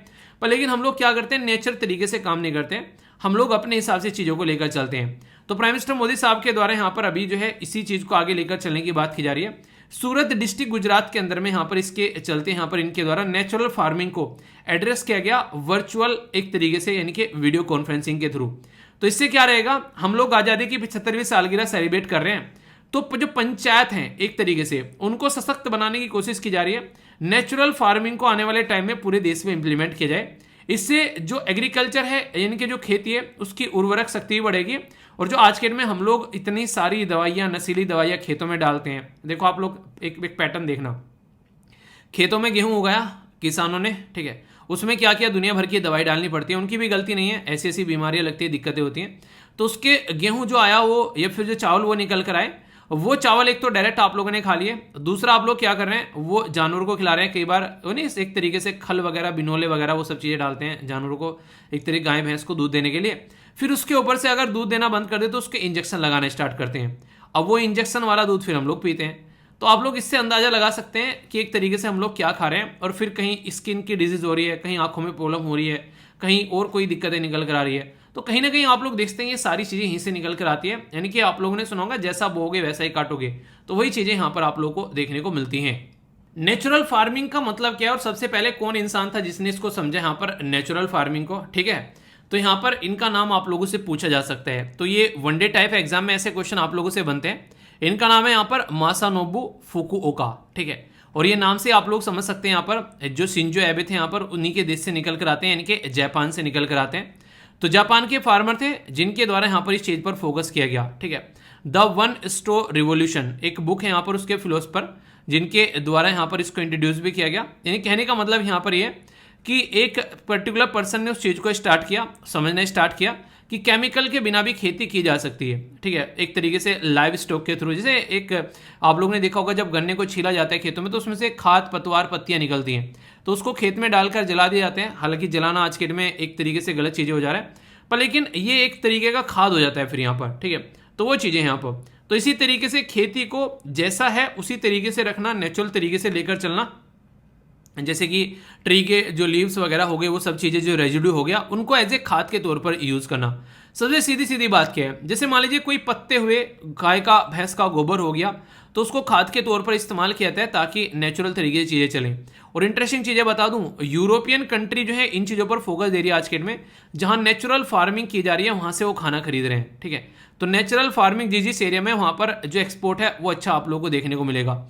नेचुरल फार्मिंग जो है वो प्रमोट करती है बेस्ट। इसलिए यहाँ पर अगर बात करें तो भारतीय प्राकृतिक कृषि मतलब एक तरीके से ऐसी पद्धति जो कि हमारे देश में पुराने टाइम पर फॉलो की जाती थी, तो इसको यहाँ पर BPKP के नाम से जाना गया, परंपरागत कृषि विकास योजना। तो ये भी आप लोग यहाँ पर समझ सकते हैं कि नेचुरल फार्मिंग को आगे लेकर चल रहे हैं।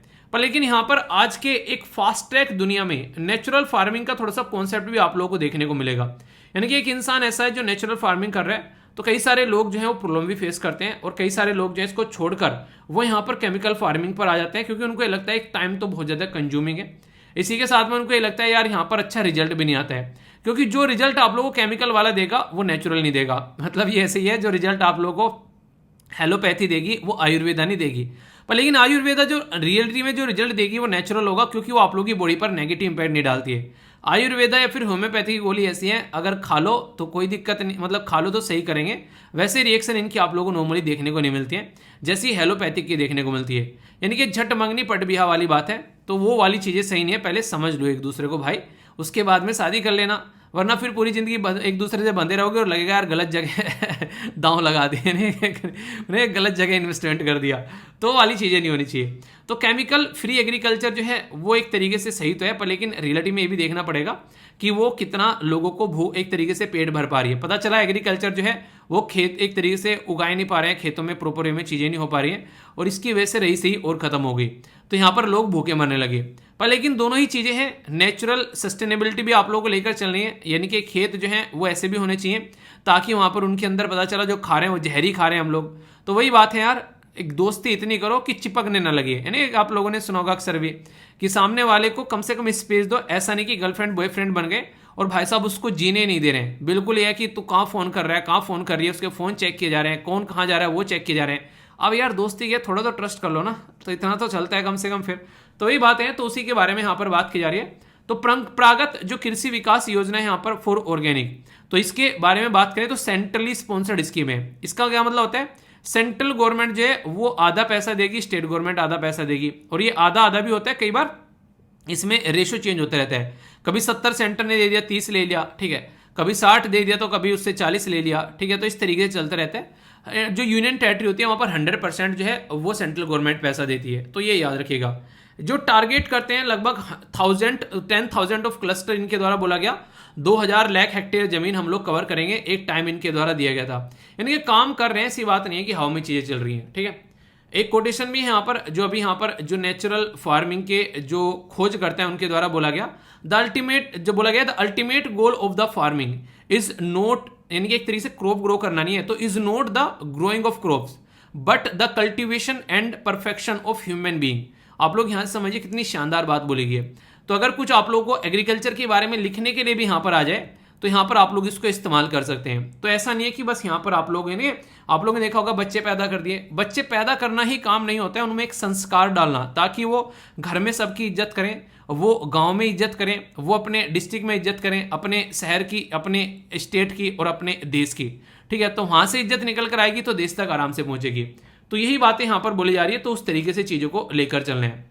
नेचुरल फार्मिंग रिलेटेड कई सारे इनिशिएटिव है, जैसे रेनफेड एरिया डेवलपमेंट, ठीक है, submission on agriculture forestry, national mission on sustainable agriculture, प्रधानमंत्री कृषि सिंचाई योजना और ग्रीन इंडिया मिशन। तो ये वो इनिशिएटिव गवर्नमेंट के द्वारा टाइम टू टाइम लिए गए ताकि इस चीज को और अच्छे से आगे लेकर चला जा सके, ठीक है। अब एक छोटा सा क्वेश्चन है, ज्यादा बड़ा नहीं है। नेचुरल फार्मिंग जो यहाँ पर आप लोगों को जिसके बारे में मैंने बात की, यहाँ पर एक इंसान है जिसका नाम है यहाँ पर मासानोबु फुकुआ, ठीक है। हालांकि नाम से यहाँ पर पता चल गया, कंट्री का नाम तो मतलब एक तरीके से आप लोग बोल सकते हैं यहाँ पर, ठीक है। तो चलिए कोई नहीं, इसका नाम आप लोगों को बताना है। तो यहाँ पर कौन से देश से निकल कर ये आते हैं, अभी डिटेल में मैंने आप लोगों को इसके बारे में पढ़ा है, तो कंफ्यूजन नहीं होना चाहिए। छोटे छोटे क्वेश्चन कई बार आप लोगों से बन जाते हैं, तो इस तरीके से आप लोग देख सकते हैं, ठीक है। वैसे यहाँ पर नाम अगर दिया जाएगा तो फिर जापान देगा, साउथ कोरिया देगा, चाइना देगा, कुछ ऐसे ऐसे नाम आप लोगों को देखने को मिलेंगे, ठीक है। तो आप लोग समझ सकते हैं। तो क्वेश्चन जो है आप लोगों को इस तरीके से भी कई बार पूछे जाते हैं। एक और छोटी सी बात यार, आगे बढ़ने से पहले, कई बार आप लोगों के जब मेल आते हैं तो मुझे कई बार हंसी आ जाती है सुनकर। तो कई बार ना कई सारी चीज़ें ऐसी होती हैं, जैसे लेक्चर में मुझे लगता है कि जैसे कि पढ़ा रहा हूँ तो बहुत कुछ मैंने पढ़ा दिया, ठीक है, फिर भी कई बार मेरा मन ना भरता नहीं है, तो मैं ना कुछ कुछ चीज़ें ना आप लोगों की पीपीटी में भी डाल देता हूँ, ठीक है। तो एक बच्चा कह रहा है सर ये तो क्लास में पढ़ाए नहीं, तो मैंने कहा पीपीटी में है ना चीज़ें, तो कई सारी एक्स्ट्रा चीज़ें मुझे लगता है ना, देखो लेक्चर में कुछ लिमिटेशन भी होती है। अब मैं पढ़ाने बैठूंगा, अब मान लीजिए मैं यही टॉपिक हो गया, इस टॉपिक को 1 घंटे तक पढ़ा सकते हैं। आप लोगों ने देखा होगा अक्सर स्कूल में जब चीज़ें पढ़ाई जाती थी तो एक टॉपिक पढ़ा रहे हैं पूरे लगभग 1.5-2 घंटे तक उसको निपटा के जा रहे हैं, ठीक है। तो वो वाली चीज़ तो एक तरीके से फिर वो लगने लगता है कि यार बहुत ज़्यादा हो गया, ठीक है। तो इसलिए मैं क्या करता हूँ, कई सारी चीज़ें जो हैं मैं आप लोगों की पीपीटी में डाल देता हूँ। इसीलिए बोलता हूँ मैं स्पेशली कि पीपीटी जरूर डाउनलोड कर लिया करो, तो आप लोगों को उसमें कई सारी चीज़ें अक्सर देखने को मिल जाती हैं, ठीक है।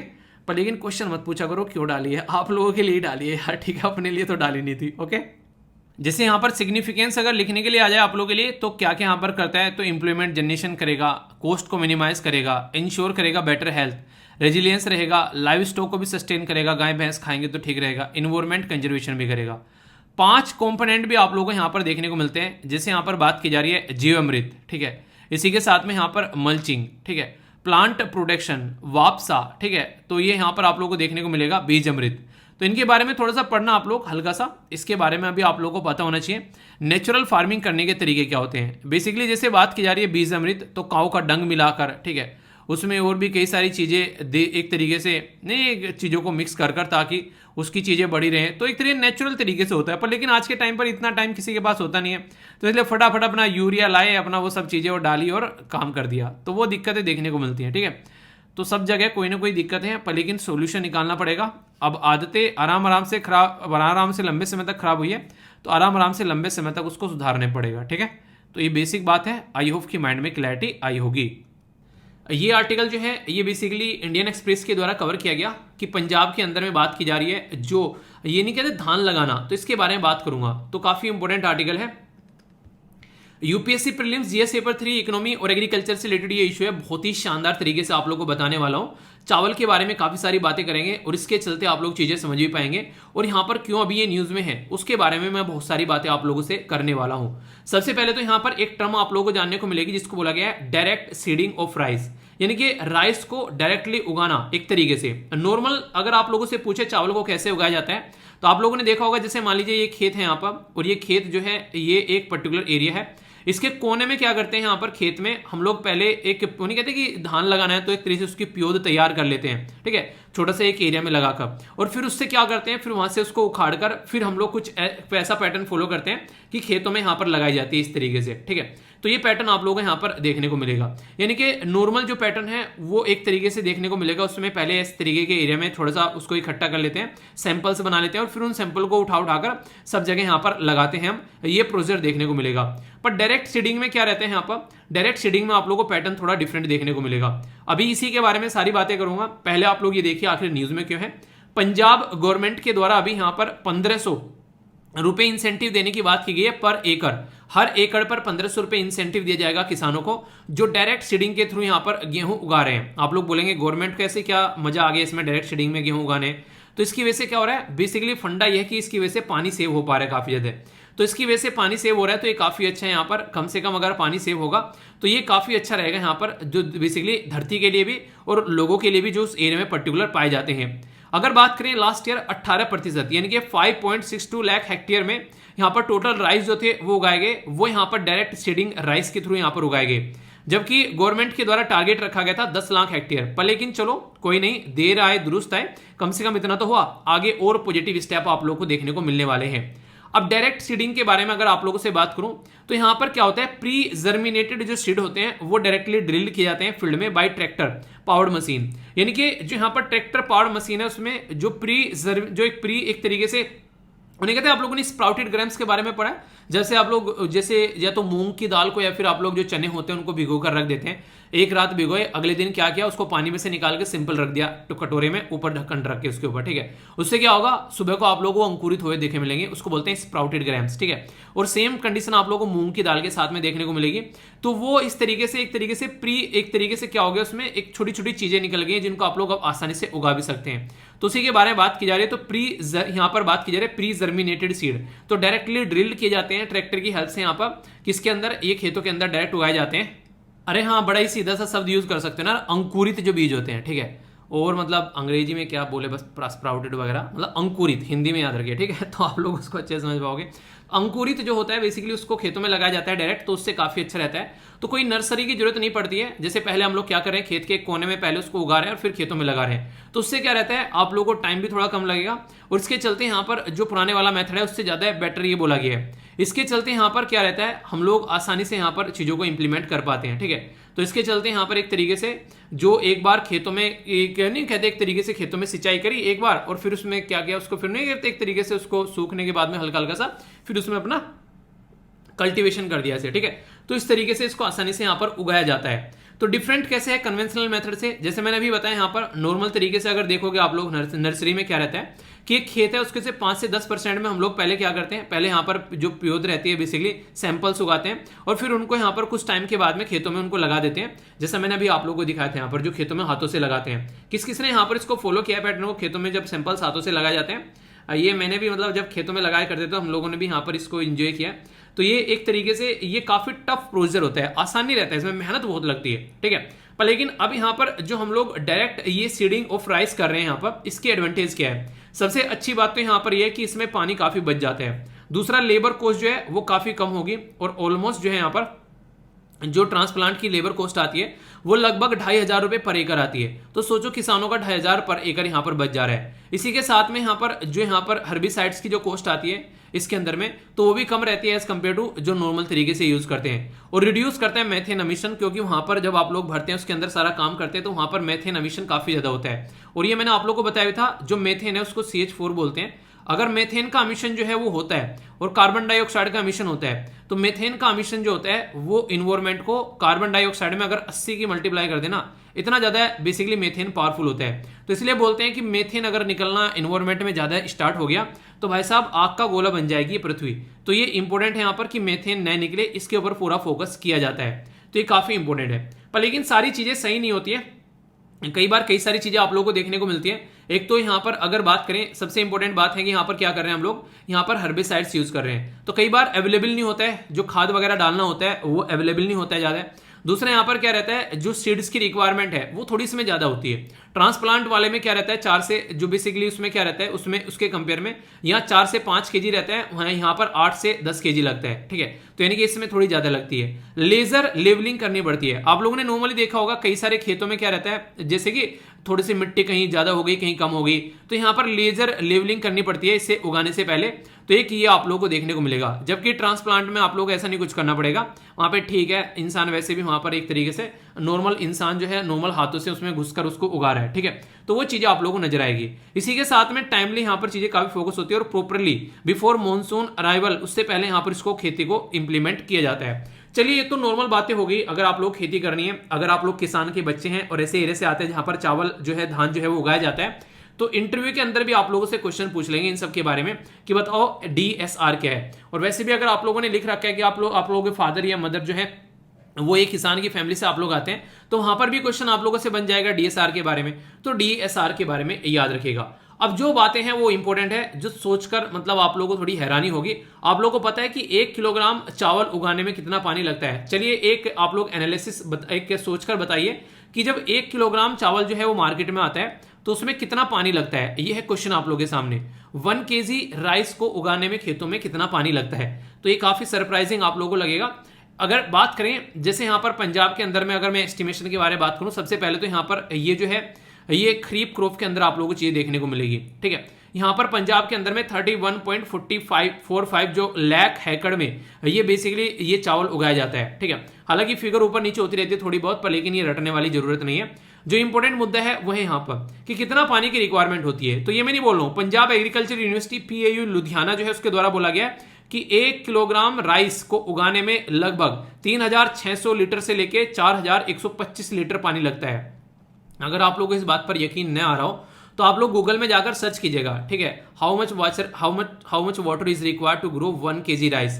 तो यहाँ पर आप लोगों को देखने को मिलेगा तो 3000 से लेके 5000 किलोग्राम जो है, सॉरी लीटर, किलोग्राम नहीं, मतलब 1 किलोग्राम में इतने लीटर पानी यहाँ पर लगेगा। और ये द हिंदू बिजनेस का आर्टिकल आप लोगों को यहाँ पर देखने को मिल रहा है, और ये आज का नहीं है, ये काफी पुराना है, 2017 का। तो इससे एक अंदाजा लगा सकते हैं आप लोग, जब हम लोग किसी दूसरे देश में जाकर बोल रहे हैं ना हम लोगों ने राइस बेच दिए हैं, अब की बार हमारा राइस का व्यापार बढ़ गया है, तो इसका इनडायरेक्ट मतलब ये कि भाई साहब राइस नहीं बेच दिया, तुम लोगों ने अपना पानी बेच दिया है, ऐसा आप लोग यहाँ पर बोल सकते हो। तो इतना पानी हम लोगों ने बेच दिया है जिसको उगाने में इतना ज्यादा यहाँ पर कॉस्ट आया था। इसलिए अमेरिका जैसे या फिर दूसरे जो यूरोप के जो अमीर कंट्री है ना, वो ये चीजें समझते हैं। वो इसलिए क्या करते हैं, वो देखते हैं कहाँ पे अच्छे अच्छे चावल उगाए जा रहे हैं और वहां से खरीद लेते हैं, अपना पानी बचा लेते हैं। बहुत ढेर शाने बनते हैं वो लोग, ठीक है। तो ये चीजें आप लोगों को देखने को मिलेगी। तो नॉर्मली ये चीजें हम लोग को अंडरस्टैंड करनी पड़ेगी। तो यहाँ पर भी 2 तरीके के चावल होते हैं, एक तो होते हैं लॉन्ग वेराइटी जो कि लंबा समय लेते हैं यहाँ पर कंप्लीट होने में, एक होते हैं शॉर्ट वेराइटी। तो यहाँ पर भी जो लॉन्ग वेराइटी है वो लगभग 158 डेज लेते हैं कंप्लीट होने में, शॉर्ट्स वाले लगभग 120 से लेके 140 दिन तक यहाँ पर लेते हैं। तो लॉन्ग वैरायटी वालों में जो पानी लगता है वो और ज्यादा लगेगा, ठीक है। ऑन एन एवरेज अगर बात करें तो मैंने अभी बताया यहाँ पर लगभग 3 के और 4 के बीच में, वैसे तो यहाँ पर मैंने आप लोगों को बताया कि 3 के 5 के बीच में यहाँ पर पानी लगेगा, पर लॉन्ग वैरायटी जहां पर आप लोगों को देखने को मिलेगी वहां पर पानी की रिक्वायरमेंट और ज्यादा लग गई। तो इससे आप लोग अंदाजा लगा सकते हैं तो पानी जो है कितना ज्यादा खपत हो रहा है। और इसी के साथ में जो चावल आप लोग खाते हैं ना, उनको सोचा करो कि कितनी मेहनत से यहाँ तक आए, कितना पानी इनके ऊपर लगा है, तब जाकर आप लोग उनको एंजॉय कर पा रहे हो। तो ये चीजें आप लोगों को समझनी पड़ेगी। अब बात करें जो वाटर यूज किया जाए पंजाब के अंदर हर साल, तो 203 लाख टन जो पेडी के अंदर यहाँ पर आप लोगों को देखने को मिलेगा, जो यहाँ पर सेंट्रल गवर्नमेंट के द्वारा यहाँ पर प्रोक्योर किया गया। तो इसके चलते अगर बात करें यहाँ पर अगर राइस के बारे में, तो रिजल्ट जो है यहाँ पर जो एक तरीके से आफ्टर मिलिंग, तो यहाँ पर ये प्रोक्योर जो है वो रिजल्ट है यहाँ पर कितना, ये 135.98 लाख टन, यानी कि जो सेंटर जो प्रोक्योर करता है उसके बारे में बात की जा रही है। तो इनडायरेक्ट वे में बोला जाए तो चावल के अंदर जो पानी लगता है उसके बारे में अगर बात करें यहाँ पर, अगर DSR टेक्नोलॉजी का यूज करके, तो 15 से 20% पानी जो है वो कम लगेगा। और ये यहाँ पर यूनिवर्सिटी के द्वारा बताया जा रहा है। और कई सारे केसेस में तो यहाँ पर 20 से लेके 23 तक भी यहाँ पर पानी कम हो जाता है। सोचो कि 1/4 के करीब पानी हम लोगों ने कम कर दिया अगर हम लोग डीएसआर का यूज कर रहे हैं। तो है ना इंटरेस्टिंग, ये सिस्टम इस तरीके से अगर हम लोग उगाते हैं खेतों में, तो उसी के बारे में बोला जा रहा है यहाँ पर। अगर बात करें डीएसआर जो है यहाँ पर 15 से लेकर 18 इरिगेशन राउंड जो है वो देखने को मिलते हैं, जबकि नॉर्मल वाले में यहाँ पर 25 से लेकर 27। यानी कि नॉर्मली आप लोगों ने देखा होगा जिसमें खेत में चावल यानी कि गेहूं यानी कि धान गेहूं नहीं, जो धान लगा हुआ है वहां पर मैक्सिमम टाइम पानी में खेत में पानी भरा ही होगा, ठीक है। तो खेत में पानी भरा रहेगा तो वो कंडीशन आप लोगों को देखने को मिलती है। तो इससे एक अंदाजा भी आप लोग लगा सकते हैं, ठीक है। तो ये बेसिक इन्फॉर्मेशन है। बाकी यहाँ पर राइस के बारे में अगर कोई आप लोगों से पूछे तो याद रखिएगा ये स्टेपल फूड के अंदर में आता है, जो काफी ज्यादा लोग यूज करते हैं। बेसिकली स्टेपल कैटेगरी उसको बोलते हैं। टेम्परेचर जो चाहिए 22 से लेकर 32 डिग्री सेंटीग्रेड चाहिए, तो थोड़ा सा जो गर्म वाले इलाके खासकर आप लोगों को देखने को मिलेंगे। यहाँ पर अराउंड 150 से लेकर 30 सेंटीमीटर तक बारिश चाहिए, तो ये काफी इंपॉर्टेंट है। अच्छा खासा पानी यहाँ पर रिक्वायरमेंट है, जो मैंने भी बताया। डीप क्ले और लूमी सॉइल चाहिए यहाँ पर, ये भी आप लोगों को हल्का सा आइडिया होना चाहिए। और ज्योग्राफी के अंदर यहाँ पर इससे क्वेश्चन आप लोगों के लिए कई बार बन जाता है, इसलिए बोलता हूँ ये करंट और स्टैटिक का मिक्सचर है आप लोगों का, जो कि अच्छे लेवल पर आप लोगों की चीजें तैयार कराता है। कई सारे बच्चे जो है पेपर देने जाते हैं, तो पेपर देकर अपना एक्सपीरियंस शेयर करते हैं, तो अच्छा लगता है। जो भी पेपर देकर आया करो अपना एक्सपीरियंस जरूर शेयर किया करो। टॉप कौन है राइस प्रोड्यूस करने में, तो यहां से क्वेश्चन अगर बन दे तो ये मत बोलना क्वेश्चन कहां से बन गया, भाई साहब यहां से बन गया। वेस्ट बंगाल, पंजाब, उत्तर प्रदेश, आंध्र प्रदेश और बिहार, ये वो राज्य हैं जो कि टॉप राज्य आप लोगों को देखने को मिलेंगे जो चावल प्रोड्यूस करते हैं। यहाँ पर टॉप 5 राज्य है। और अगर वर्ल्ड लेवल पर मैं बात करूं सबसे ज्यादा राइस प्रोड्यूस कौन करता है, तो वो करता है चाइना, और दूसरे नंबर पर करता है इंडिया। यानी कि दुनिया में टॉप 2 राइस प्रोड्यूसिंग कंट्री में चाइना और इंडिया टॉप पर शुमार देखने को मिलेंगे। हमारे देश में आप लोगों को पता है कि सबसे ज्यादा क्या खाया जाता है, सबसे ज्यादा चावल खाए जाते हैं, दूसरे नंबर पर गेहूं। तो ये बात भी आप लोग याद रखिएगा, ठीक है। नेशनल फूड सिक्योरिटी मिशन, इसी के साथ में हाइब्रिड राइस सीड प्रोडक्शन, इसी के साथ में कृषि जो यहाँ पर राष्ट्रीय कृषि विकास योजना।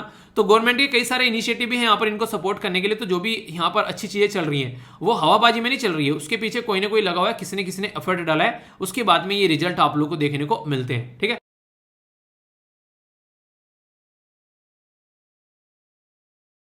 अगर मैप भी आप लोग थोड़ा सा यहाँ पर देखना चाहेंगे तो ये मैप के अंदर लोकेशन है कहाँ कहाँ पर जो इंडिया के अंदर में राइस जो है वो कल्टीवेट किया जाता है, ठीक है। तो ये एरिया आप लोगों के सामने है यहाँ पर, जो कि आप लोग देखते हैं। अगर बात की जाए तो खासकर ये जो काफ़ी इंपॉर्टेंट है, खासकर हम लोगों ने बात की थी सबसे ज़्यादा वेस्ट बंगाल के अंदर में, तो ये जरूर याद रखेगा। और ये इंपॉर्टेंट क्वेश्चन आप लोगों से पूछे जाते हैं। अगर पूछ ले राइस के बारे में तो याद रखिएगा ये खरीफ क्रॉप है, पर लेकिन अगर पूछ ले गेहूं के बारे में तो ये एक रबी क्रॉप आप लोगों को देखने को मिलेगी। तो इसमें आप लोगों को कंफ्यूजन नहीं रखना है, ठीक है। तो यहाँ से भी कई बार आप लोगों के क्वेश्चन बन जाते हैं कि कौन सी खरीफ क्रॉप है और कौन सी रबी क्रॉप है। अगर इसके बारे में आप लोगों को ठीक नॉलेज रहेगी तो अच्छे से क्वेश्चन का अटेम्प्ट आप लोग कर पाएंगे। और कुछ कॉमन सेंस की भी आप लोगों को रिक्वायरमेंट पड़ेगी जब आप लोग एग्जाम में क्वेश्चन सोल्व करोगे। जैसे अभी जो क्वेश्चन मैं आप लोग को देने जा रहा हूँ यहाँ पर थोड़ा सा कॉमन सेंस भी आप लोगों को लगेगा। क्वेश्चन को ध्यान से पढ़िएगा। हालांकि ये जो क्वेश्चन है मैं आप लोगों को पहले ही बता चुका हूँ, ठीक है। ये मैंने पहले भी डिस्कस किया था आप लोगों से जब रबी और खरीफ वाला टॉपिक में आप लोगों को पढ़ा रहा था। 2019 में यहाँ पर यूपीएससी के द्वारा क्वेश्चन पूछा गया। अब यहाँ से आप लोग इस स्टेटमेंट को पढ़िए। बोला गया कि area under the rice cultivation has the, ये area under the rice cultivation is the highest. तो यहाँ पर पूछा गया कि लास्ट 5 ईयर में तो आप लोगों को खरीफ क्रॉप के बारे में बात करनी है। तो राइस कैसी है, खरीफ क्रॉप है। अभी यहाँ पर मैंने आप लोगों को बातों ही बातों में बताया था कि हमारे देश में सबसे ज्यादा जो है वो चावल खाए जाते हैं एज कम्पेयर टू अगर बात करें गेहूं के। तो area under the rice cultivation is highest, तो नॉर्मल सी बात है वो तो हाईएस्ट होगा।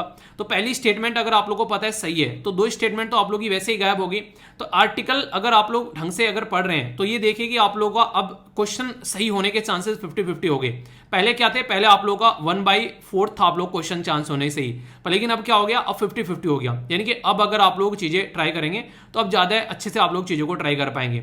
दूसरी स्टेटमेंट बोला गया कि area under the cultivation of jowar is more than the oil seed, यानी कि ऑयल सीड से ज्यादा है जवार के अंदर में। क्या जवार ज्यादा यूज होता है पशुओं के खाने का या फिर ऑयल सीड? हर एक घर में तेल की रिक्वायरमेंट होती है, ठीक है। आप लोग यहां से अंदाजा लगा सकते हैं कि एक तरीके से जो हर घर में तेल की रिक्वायरमेंट है खासकर इंडिया के अंदर में, और दुनिया भर का हम लोग तेल बाहर से भी खरीद कर लेकर आते हैं। तो area under the cultivation of jowar is more than the oil seed, तो ये हो ही नहीं सकता यहाँ पर। तो आप लोग यहाँ पर देखने को मिलेगा ऑयल सीड जो है वो ज्यादा कल्टीवेट किया है।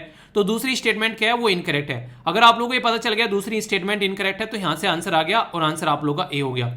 तो इसीलिए मैं कहता हूं थोड़ा सा कॉमन सेंस अगर आप लोग यूज करेंगे तो कई बार तो पूरा क्वेश्चन पढ़ने की भी आप लोग को एग्जाम में जरूरत नहीं पड़ेगी और क्वेश्चन का आंसर देकर आप लोग निकल जाएंगे। तो कॉमन सेंस को हमेशा इस्तेमाल करिए एग्जाम के अंदर में, तो आप लोग को बहुत ज्यादा फायदा देखने को मिलेगा। आई होप कि आप लोग ये माइंड में इसको लेकर क्लैरिटी आई होगी।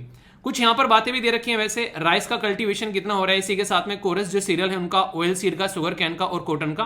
तो ये एरिया मैंने आप लोगों को यहाँ पर बताया हमारी कंट्री में जो सबसे ज्यादा उगाई जाने वाली चीजें हैं। ठीक है, यहाँ पर शुगर कैन के बारे में सुनते तो हैं पर लेकिन अगर एरिया के बारे में आप लोग बात करेंगे वो इतना नहीं है, शुगर कैन का इन तीनों के चारों के कंपेयर में कम देखने को मिलेगा। ठीक है, पर राइस जो है वो सबसे टॉप पर है अगर देखा जाए। ठीक है, तो ये आप लोग यहां से समझ सकते हैं, कोई कंफ्यूजन आप लोगों को नहीं होना चाहिए। ओके, नेक्स्ट क्वेश्चन देखते हैं। ये क्वेश्चन आप लोग कॉमन सेंस से यहाँ पर यूज करोगे क्योंकि मैंने अभी कुछ बातें आप लोग आर्टिकल में ऐसी बताई थी जो डायरेक्ट नहीं पर इनडायरेक्ट आप लोगों के माइंड में अगर फिक्स हो गई तो क्वेश्चन का आंसर आप लोग दे पाओगे।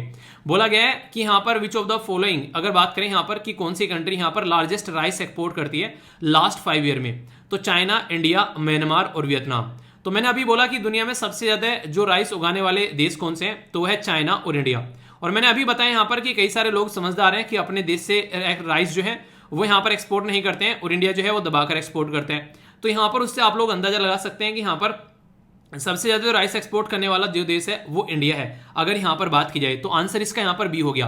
तो यहाँ पर अभी ये मैंने नहीं बोली बात है, यहाँ पर ये बोला है एपिडा यहाँ पर बोला है, इनके एग्रीकल्चर एंड, देखिए आप लोगों को हमारी कंट्री में एक तरीके से एक ये जो ऑर्गेनाइजेशन है ये यहाँ पर बताती है कैसे कैसे हम लोग यहाँ पर चीजों का व्यापार कर रहे हैं। ठीक है, तो इसके बारे में आप लोग यहाँ पर याद रख सकते हैं। ठीक है, तो बात की जा रही है एग्रीकल्चर एंड प्रसंगन जो फूड प्रोड्यूस जो यहाँ पर है हमारी कंट्री प्रोडक्ट्स हैं, एक्सपोर्ट डेवलपमेंट अथॉरिटी जो है उसका वो यहाँ पर ये काम करती है। ठीक है, तो इसके बारे में याद रखिएगा। ऑल राइस एक्सपोर्ट एसोसिएशन जो है वो यहाँ पर अगर बात करें every year 50 lakh metric ton जो है वो राइस एक्सपोर्ट करती है इंडिया से, यानी कि सबको अगर इकट्ठा कर ले हम लोग मिलाकर तो यानी कि देश में से चावल बेचा जा रहा है। और मैंने अभी बताया आप लोगों को 1 किलोग्राम राइस की जो कीमत होती है वो लगभग 3 से लेके 5 जो आप लोगों को बताया अभी यहाँ पर 1000 लीटर पानी की लगती है। तो इससे आप लोग एक अंदाजा लगाइए कितना लीटर पानी हम लोग एक्सपोर्ट कर रहे हैं। जस्ट आप लोग सोचने के लिए है, बाकी आप लोग देखिए आप लोग ही क्या रहे हैं इसके बारे में। ये सीधा सीधा डायरेक्ट क्वेश्चन पूछा गया यहाँ पर, कंसीडर द फॉलोइंग स्टेटमेंट बोला गया, कॉटन, ग्राउंडनट, राइस, व्हीट यानी कि कपास, मूंगफली, धान और गेहूं, इसमें से कौन कौन सी खरीफ क्रॉप है अभी आप लोगों को मैंने बताया। ठीक है, तो व्हीट क्या है, चौथा तो नहीं है यहाँ पर, अभी बताया मैंने व्हीट कौन सी थी यहाँ पर, रबी क्रॉप थी। तो 2 ऑप्शन आप लोगों के सामने 7 डायरेक्ट कट हो गए। ठीक है, देखा इस तरीके से आप लोगों के क्वेश्चन एग्जाम में सोल्व होते हैं अगर आप लोग ढंग से अटेम्प्ट करेंगे चीजों को। अभी बताया मैंने यहाँ पर आप लोग समझ सकते हैं उससे। अभी बात करें तो व्हीट जो है ये बेसिकली नहीं है, राइस है, खरीफ क्रॉप। तो यानी कि या तो आप लोगों को यहाँ पर क्या देखने को मिलेगा, या तो आप लोगों को यहाँ पर बी देखने को मिलेगा सही, या फिर आप लोगों को सी देखने को मिलेगा सही। ठीक है, अभी यहाँ पर कम से कम 50% तो खत्म हो गया काम। अभी यहाँ पर राइस है, तो तीसरा तो आप लोगों को पता है। ठीक है, पर लेकिन अगर बात की जाए यहाँ पर अभी ग्राउंड नट के बारे में और इनके कॉटन के बारे में नहीं पता है, तो हल्का सा इनके बारे में भी आप लोग आइडिया रखिएगा जो काफी ज्यादा न्यूज में रहता है। कॉटन के बारे में भी हम लोगों ने बातें की थी, अगर आर्टिकल आप लोगों को याद हो कि कॉटन जो है यहाँ पर अभी महाराष्ट्र की गवर्नमेंट के द्वारा ये बोला गया था कि इसके ऊपर ड्यूटीज वगैरह जो है, थोड़ा टैक्स वगैरह जो है वो कम लगाया जाए ताकि हमारी कंट्री में जो कपड़े का उत्पादन है वो बढ़े। तो उस टाइम पर भी मैंने इसके बारे में थोड़ी सी इन्फॉर्मेशन आप लोगों को दी थी। ठीक है, तो यहाँ पर जो तीनों की तीनों है, कॉटन, राइस और इसी के साथ में जो ग्राउंडनट है, ये सारी की सारी आप लोगों को खरीफ क्रॉप के अंदर देखने को मिलेगी। ठीक है, तो इसके बारे में याद रखिएगा। अभी मैंने आप लोगों को यहाँ पर दिखा दिया, ग्राउंडनट हो गया यहाँ पर, ठीक है, कॉटन हो गया और राइस हो गया। तो यार ये क्वेश्चन आप लोगों के यूपीएससी में डायरेक्ट पूछे गए हैं और ये उदाहरण है आप लोगों के सामने। अब आप लोग इससे अंदाजा लगा सकते हैं कि करंट और स्टैटिक का कैसा मिक्सचर आप लोगों को देखने को मिल रहा है। अगर अच्छे से अटेम्प्ट करोगे तो एग्जामिनेशन हॉल में कोई भी आप लोग अनकंफर्टेबल फील नहीं करोगे। तो ये चीज आप लोग हमेशा याद रखिए। ठीक है, एक आर्टिकल यहाँ पर बात कर रहे हैं, आप लोगों ने अक्सर सुना होगा कई सारी बड़ी बड़ी एमएनसी होती हैं जिनको मल्टीनेशनल कंपनी बोलते हैं। वो बोलते हैं कि कम से कम 5 दिन जो है वो हफ्ते में काम के होने चाहिए और 2 दिन ऑफ होना चाहिए, और उस 2 दिन में संडे और सैटरडे आप लोगों का देखने को मिलता है। इसमें आप लोगों की क्या राय है, अगर आप लोगों को बोले 7 दिन काम करना है तो 7 दिन में से आप लोग कितने दिन काम करना पसंद करेंगे? तो यहाँ पर बोला जा रहा है कि 4 डे भी ज्यादा है यहाँ पर, वो सॉरी 5 दिन भी ज्यादा है, तो 4 दिन जो है वो सही रहेगा। एक तरीके से यहाँ पर आने वाले टाइम में ऐसा देखने को मिल सकता है, क्योंकि आज की डेट में बहुत सारे लोग जो हैं वो डिप्रेशन का शिकार रहते हैं, अपने आप को इतना बिजी रख लेते हैं कि एक तरीके से अपनी फैमिली के लिए भी यहाँ पर टाइम नहीं मिल पाता है। और इसी के साथ में जो यहाँ पर ऐसी ऐसी चीजें बढ़ती हैं जिसकी वजह से बॉडी जो है उसमें दिक्कतें आने लगती हैं। यानी कि आप लोग ये समझ सकते हैं कि इंसान जो है वो अपने आप को बीमार कर लेता है, ना तो टाइम पर सोने का चक्कर रहता है और ना ही टाइम पर उठने का चक्कर रहता है, ना ही कोई एक्सरसाइज कर पाता है, पूरे दिन जो है वो काम में लगा रहता है। और ये आप लोग ध्यान रखिए, ये सारी चीजें यहीं पर ही धरी रह जानी है। आप लोग ये जो जिंदगी जीने आए हैं, पता चला किस दिन हार्ट अटैक आ गया, जरा सी देर में मिनटों में इंसान निकल जाएगा। और ये सारा जो माहिस्मती का साम्राज्य है यहाँ पर ये क्रिएट किया गया है, ये सारा का सारा साम्राज्य जो है वो यहीं पर ही रखा रह जाना है। तो इसलिए एक बैलेंस बनाने की कोशिश करो, क्योंकि यहाँ पर आप लोग अपनी जिंदगी को इंजॉय करने आए हो। और इंजॉयमेंट का मतलब ये है कि आप लोगों को पता होना चाहिए कि क्या आप लोगों को करना है और क्या नहीं करना है। बिना फालतू में बहुत सारी चीज़ों में हम लोग ऐसे लगे रहते हैं, ऐसा लगता है कि जैसे हम लोग यहीं पर ही रहने वाले हैं और हम लोग एक तरीके से कभी यहाँ से जाने वाले नहीं है। ये रीज़न बन जाता है कि हम लोग अपनी लाइफ को एंजॉय नहीं कर पाते हैं। अक्सर आप लोगों ने देखा होगा, जैसे हमारे जो पेरेंट्स हैं वो लाइफ को ज़्यादा एंजॉय नहीं करते हैं, ठीक है। मतलब ऐसा लगता है कि बस बच्चों को पालना पोसना यही उनकी ज़िंदगी बन गई है, अपनी खुद की लाइफ जो है वो तांव पर लगा देते हैं। तो ये काफ़ी बड़ी चीज़ देखने को मिलती है, खासकर इंडियन सोसाइटी में। तो आप लोगों को अगर वेस्टर्न वर्ल्ड में आप लोग जाओगे, एक तरीके से खुशनसीब हो आप लोग इंडियन सोसाइटी में पैदा हुए हो। यहाँ पर माँ बाप जो है एक तरीके से आप लोग बोल सकते हैं कि बच्चे को 40-40, 45-45 साल तक भी माँ बाप बैठकर खिला रहे हैं इंडियन सोसाइटी के अंदर में। ऐसी चीज़ें आप लोगों को वेस्टर्न वर्ल्ड में देखने को नहीं मिलेगी। वहाँ पर बच्चा ऐसे ही हुआ 15, 16, 17 का, तुरंत उसको बोल देते हैं कि अपने आप कमाओ और अपने आप खाओ। पर लेकिन आप लोग देखो, आप लोग के पेरेंट्स जो हैं किस हद तक आप लोगों को एक तरीके से प्रोटेक्ट करते हैं आखिरी दम तक, कि कुछ भी ना हो जाए, बस एक तरीके से बच्चे को एक प्रोटेक्शन जोन में हमेशा आप लोग रखते हुए यहाँ पर नजर आएंगे। तो एक ऐसी चीज़ है यार जिसके ऊपर आप लोग समझ सकते हैं। तो इंसान को एक तरीके से सोचना चाहिए इन चीज़ों के बारे में। तो अभी यहाँ पर अगर आप लोग 4 घंटे अगर काम करते हैं एक सप्ताह के अंदर में, तो उससे आप लोग समझ सकते हैं, सॉरी एक दिन के अंदर में, ठीक है। तो इस तरीके से समझिए कि सप्ताह के अंदर कितने घंटे काम होगा। तो इस तरीके से एक बैलेंस बनाने की कोशिश यहाँ पर की जा रही है, ताकि कल को चलकर बहुत सारी चीज़ों को सुधारा जा सके। खासकर जो आज की डेट में जो एक तरीके से जिस तरीके की सोसाइटी में हम लोग रह रहे हैं, तो वर्कोहोलिक वर्ड यूज़ किया जाता है यहाँ पर, ठीक है। हर एक इंसान अपने आप को दिखाने की कोशिश करता है कि मैं वर्कोहोलिक हूँ, और यही वर्कोहोलिक का जो रवैया है, इसकी वजह से मान लीजिए वो वर्कोहोलिक पर्सन किसी कंपनी का चेयरपर्सन बन गया, उसी के नीचे जो भी लोग बैठे होंगे वो यहाँ पर हो सकता है कि वो एक नॉर्मल माइंड सेट के, हो सकता है कि मैक्सिमम काम करने वाले नॉर्मल माइंड सेट के जो लोग होंगे उनके ऊपर प्रेशर बनाने की कोशिश करेगा, अपने जैसा उनको बनाने की कोशिश करेगा। तो इसकी वजह से और दिक्कतें यहाँ पर आनी स्टार्ट हो जाती है। तो इसीलिए आप लोग देखिए यार, सारी चीज़ों में बैलेंस बनाना जरूरी है। और मैं आप लोग कई बार बता भी चुका हूँ, जब भी न्यू ईयर आता है मैक्सिमम जो सेलिब्रिटी हैं वो ये बोलती हुई पाई जाती हैं कि वो चाहती हैं कि एक बैलेंस बना कर रखा जाए, अपनी फैमिली के साथ में किस तरीके से उनको रहना है और अपने काम को कैसे उनको लेकर चलना है। तो ये काफ़ी बड़ा एक जद्दोजहद है आज के डेट में हर एक इंसान की ज़िंदगी में। तो इसके बारे में आप लोग सोचिए, आप लोग क्या चाहते हैं, किस तरीके की चीज़ों को लेकर चला जाए, यानी कि एक वर्कोहोलिक इन्वायरमेंट या फिर अपनी ज़िंदगी को भी इंजॉय करना चाहते हैं, ठीक है।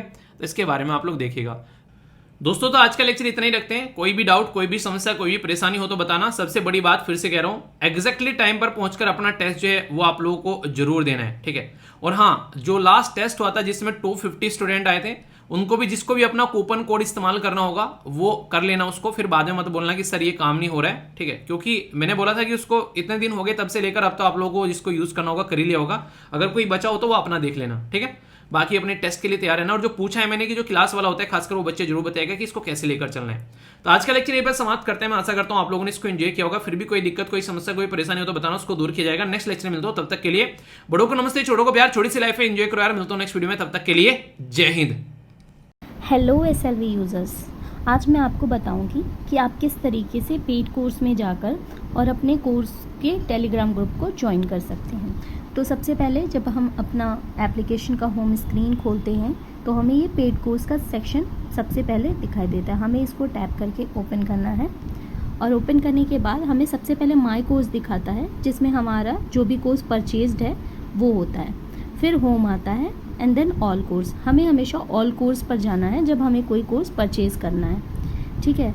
और उसके बाद परचेज़ करने के बाद हमें वो कोर्स अपने माई कोर्स में दिख जाता है। अब हम बात करते हैं क्लास नोट्स की। जो अभी कोर्स लॉन्च हुआ है क्लास नोट्स, उसको हम कैसे एक्सेस करेंगे। तो हम उस कोर्स को व्यू कोर्स करेंगे। व्यू कोर्स करने के बाद हमें सब्जेक्ट पर या लाइव पर नहीं जाना है, हमें डायरेक्ट टेलीग्राम पर जाना है। जैसे हम टेलीग्राम पर टैप करेंगे, वहाँ से आप व्यू कर सकते हैं, एंड व्यू करते ही आपका टेलीग्राम पेज खुल के ज्वाइन चैनल आ जाएगा। आपको यहाँ से चैनल को ज्वाइन कर लेना है। Okay, thank you.